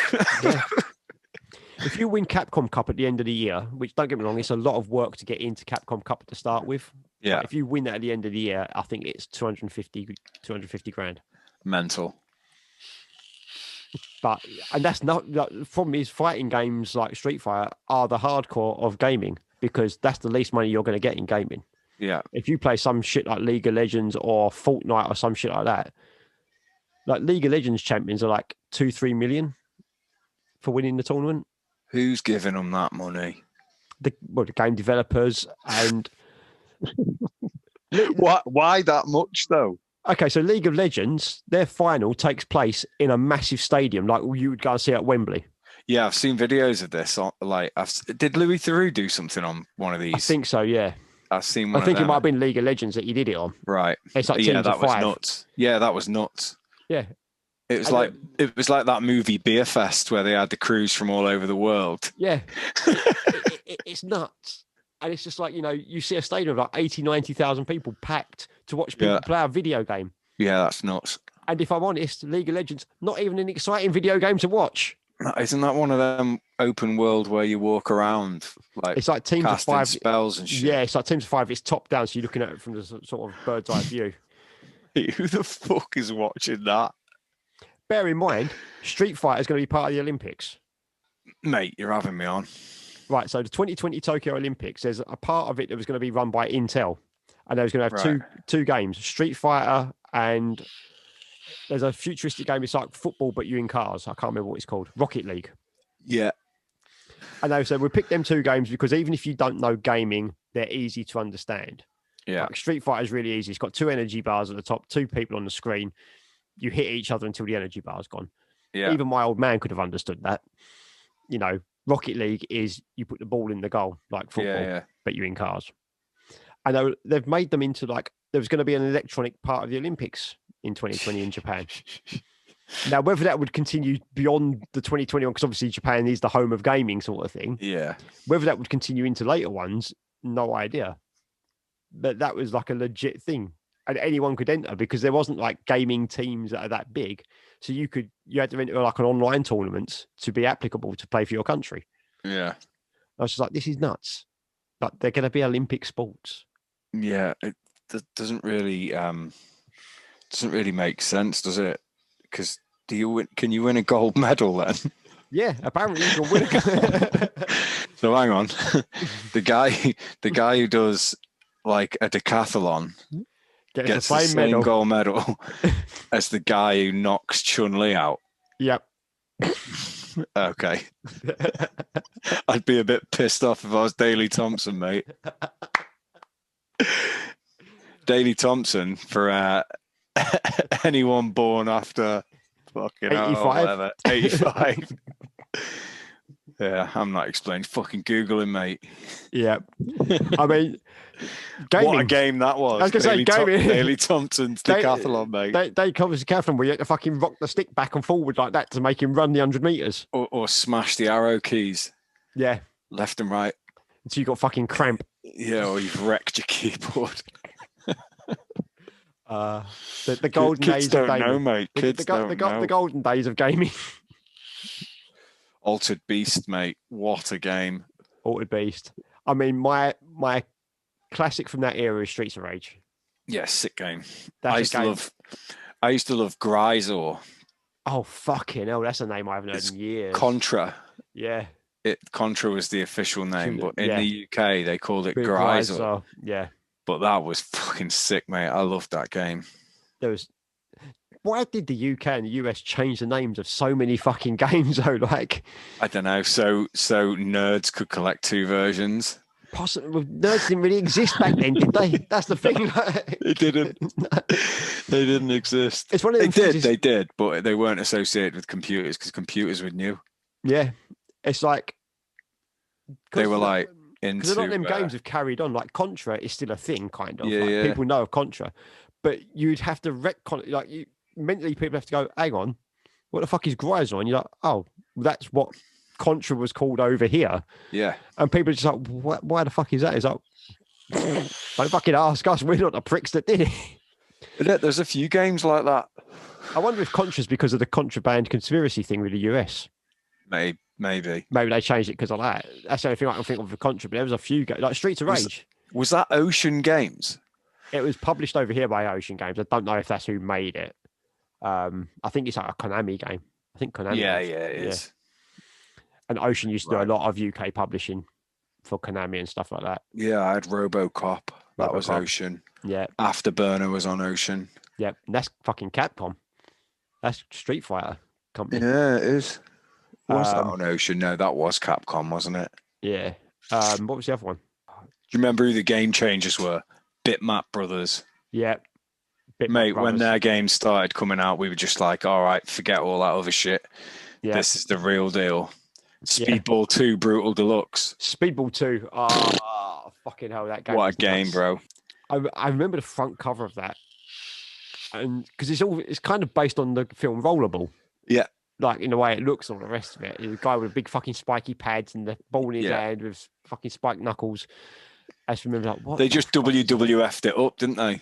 Yeah. Do you know what I mean? literally. They made everyone a meathead, and Yeah. yeah, it was a sick game. The other game that was it was a game change for me actually come from EA was Road Rash. Yeah, sick game. That's in kicking people off the bike Like, when yeah. you were on a bike. And then you get the fucking baseball bat Yeah, and you just go on, bang, knock them on the back. sick game. And just be like, this is the most ridiculous thing I've ever fucking played. Mm. But How mental is it that about 10 years after that, they released that Manhunt game? yeah. Like how games changed in a decade. It went, the worst thing you could do was shoot someone with like a helicopter or a plane, because those games were massive, weren't they? Afterburner and Afterburner. What was it called? Blue Thunder? No. Thunderhawk. Thunderhawk. No, Thunder Force. No, No, what was it called, man? Oh, There's Thunder Force. There's Blue Thunder was the thing that was that was the film that kind of ripped off Airwolf. Yeah. Or Airwolf ripped off Blue Thunder. I can't remember which way. I'm mixing games up, mate. I'm thinking of Operation Fox. Do you remember that? Oh, Operation Wolf. Operation Wolf. With the gun. That was it. Op Wolf. That was amazing. And the second one was Operation Thunderbolt. Yeah. The sequel was Thunderbolt. Yeah. Yeah. That's where you're getting. Yeah. What sick games they were. You had the machine gun on the screen. Probably shit if you played them now, though, innit? Probably. I mean, I haven't gone back to that for. Because I thought they'd never make a better game than the Turtles game. You know, the 4-player. Yeah, the arcade. Mate, I loved that. Incredible game. Dude in Works just bought that unit with Turtles in it. Oh, really? Yeah. So I've played it recently. It's not very good. No. Not at all. Because I 400 quid on it, mate. What a waste of money. I still go back and play Streets of Rage on the consoles and that. Yeah. And that to me hasn't dated. Like, it doesn't look great because obviously graphics are so much more than what they were. Yeah. But it plays beautifully. Yeah. I still remember like how big Double Dragon got. Yeah. Well, Double Dragon's obviously the influence for all them games. Double Dragon's like the first 2-player walk down the street, beat the. I don't know if Double Dragon you could play 2-player in it, could you? The first one, you could in the second. Yeah, one. You could in the second. Yeah. Yeah, I don't know if you could in the first. The characters changed as well. But an early punk band that I did was called a Bobo. Oh, after the dude that fucking breaks out the wall. Yeah. Sickest band name ever. I've just remembered one of the band names that I forgot. Got him. Bodica. And the only sample on the demo was just bitches leave. Yeah. And then the demo started. So if people I don't know where that is. If people don't know where that name comes from, you're young, but it's the villain from the original RoboCop film. Clarence Bodica. Best villain ever, mate. I fucking love that film. Yeah, shit hot. I watched that fairly recently as well. That was one I sort of, during lockdown, I've gone back and watched a bunch of them old action films. Yeah. Because it's funny, obviously, like Hannah, who's the guitarist for my band, goes out with Ferg, who does Radio with us. Yeah. And he's like us, growing up and all watching all these fucking films. Bro, I heard his and hers. Yeah, and she's not like no reference for any of these films. And I was like, I wonder if they do hold up. Like some of them films I haven't gone back and watched for years. Yeah. So I go back and watch them, but again, I can't detach the fact that I have a nostalgia for them. But yeah, of course. We grew up with RoboCop. We grew up with the Terminator. So it is kind of interesting to see like her take on it, watching them for the first time. Yeah. Now, sort of thing. I'd be like, what do you think of them films? Like, do they hold up? And she's like, yeah, they're pretty cool. She's just not a film person at all. Like we had Falling Down samples. Yeah. Through the song, and she's only just recently watched Falling Down. She's like, now I understand why. I watched samples. that a couple of weeks ago. It was on telly, I think. Yeah. Yeah, it was. I hadn't seen it for years, but it's still class. People forget that film's what the actual story to that film is, because everyone just remembers the scenes where he kicks off and stuff, and you actually find out about, like, you know, the restraining order against his family and all the rest of it, and you find out that he is actually a piece of shit. Yeah. But it's like you forget all the storyline thing. You just remember like the key scenes, like in the fucking McDonald's and shit like that. The Nazi, which is what we used sample of. The Mexican gang. Is that the ones that tried to rob him of his briefcase? Hey, you forgot my briefcase. And then they crash. Yeah. And all die. That's such a weird, like you would never make that film now, because all films now have to kind of be these big AAA blockbuster type things. Yeah. I know. Well, there's loads of indie films coming out now because they can do so much on a small budget now. Yeah. That are true story, true screenplay, great performances. Yeah. But they don't get any hype, do they? Because no one gives a fuck about independent movies. It takes them becoming a cult movie to be accepted. John Wick. Yeah. The original John Wick was a small film. No one knew what it was. Yeah. Kind of went. You seen a movie called Bad Day for the Cut? No. It's an Irish movie. Okay. It's fucking incredible, mate. I'll have to check it out, yeah. If it was a Hollywood film and it had Denzel Washington in it, it'd be massive. Yeah. But it's just a load of unknown Irish actors, but it's amazing. But I find them generally a lot better these days. Yeah. Like even though everyone knows I'm a big fucking comic book nerd, I don't find a lot of the superhero films that interesting. Right, I can't watch that shit. And it's partly because the films aren't that actually good. Like, yeah, I love the comic, but the films are just generic. They're just the same shit over and over and over again. I'm just like, Who's this character called Thanos? Thanos, he's a big alien. Well, technically, he's an alien. I see these memes all the time popping up, and I'm like, I ain't got a fucking clue who this guy is. So Thanos, basically in the comics, his motives are different to the film. But in the comics, there's a character called Death, and Death is a female. Right. And he's basically trying to win her over. He's in love with her. Yeah. And she doesn't give a fuck about him. So his reason for the Infinity Gauntlet stuff in the comics is basically you get the stones for the Infinity Gauntlets. You can do whatever you want. Once you've got all them stones together, you control space, time, all kinds of shit, sort of thing. And his idea is, I'll impress Death by killing half the population of the entire universe. And that will impress her. So he's just a cunt then? Yeah, it doesn't. In the film, his motivation is that there's not enough resources in the universe for all the population of the universe. If we take out half the population, the rest of the people will be well off. Right. Which is obviously, you could just click your fingers and double the resources because you have control over everything. Why kill half the people where you could just double the resources? Yeah, there's a flaw in that plan. Yeah, but that's basically what he is. He's a big, massive alien dude. This is why I don't know who he is. Yeah, who wants to wipe out half the population of the universe. You know, he's very much like the Hitler of his times. Fucking hell. I've had enough of them characters. What a year. This year has been, aside from the actual virus itself, it's shown a lot of people. Like, it really has dug people out and shown them for what they are. Yeah, of course it has. Because they couldn't hide themselves anymore. They had to go online to do shit. And once it's online, everyone can see it. Yeah. And in some ways, it's been good for that guy, I suppose, weeding people out. But it's caused some fucking horrendous situations. Mm. You know, we've seen our friends have some really fucking bad times because of it. Yeah, I know, man. So it is what it is, I guess, People spinning their wheels at home with nothing to do. Yeah. Yeah, that is a lot of it, isn't it? Yeah, boredom. And if you're a built-in cunt to start with, it just comes out. Yeah, that doesn't help. Yeah, being a cunt from day one doesn't probably help your situation. Mm. Right. Well, I think we've been going for about 3 hours now. Fucking hell. So, been good to catch up with you, bruv. Mate, it's sick. It's just like a chat, like you said. Yeah. I'm glad you didn't have any questions. Before we started the podcast, Craw was just like, is there a format to this? I was like, no, I just chat bollocks. Yeah. To friends of mine. And, that's the model for it. I don't want to have an agenda or an idea behind it. I just want to go, hello, Craw. I haven't seen you for about 2 years. Yeah. Well, yeah, a year, isn't it? Because February you come and played the Enemy Mine show we put on. Yeah, it'll be a year next month, mate. Yeah, let's have a chat and catch up.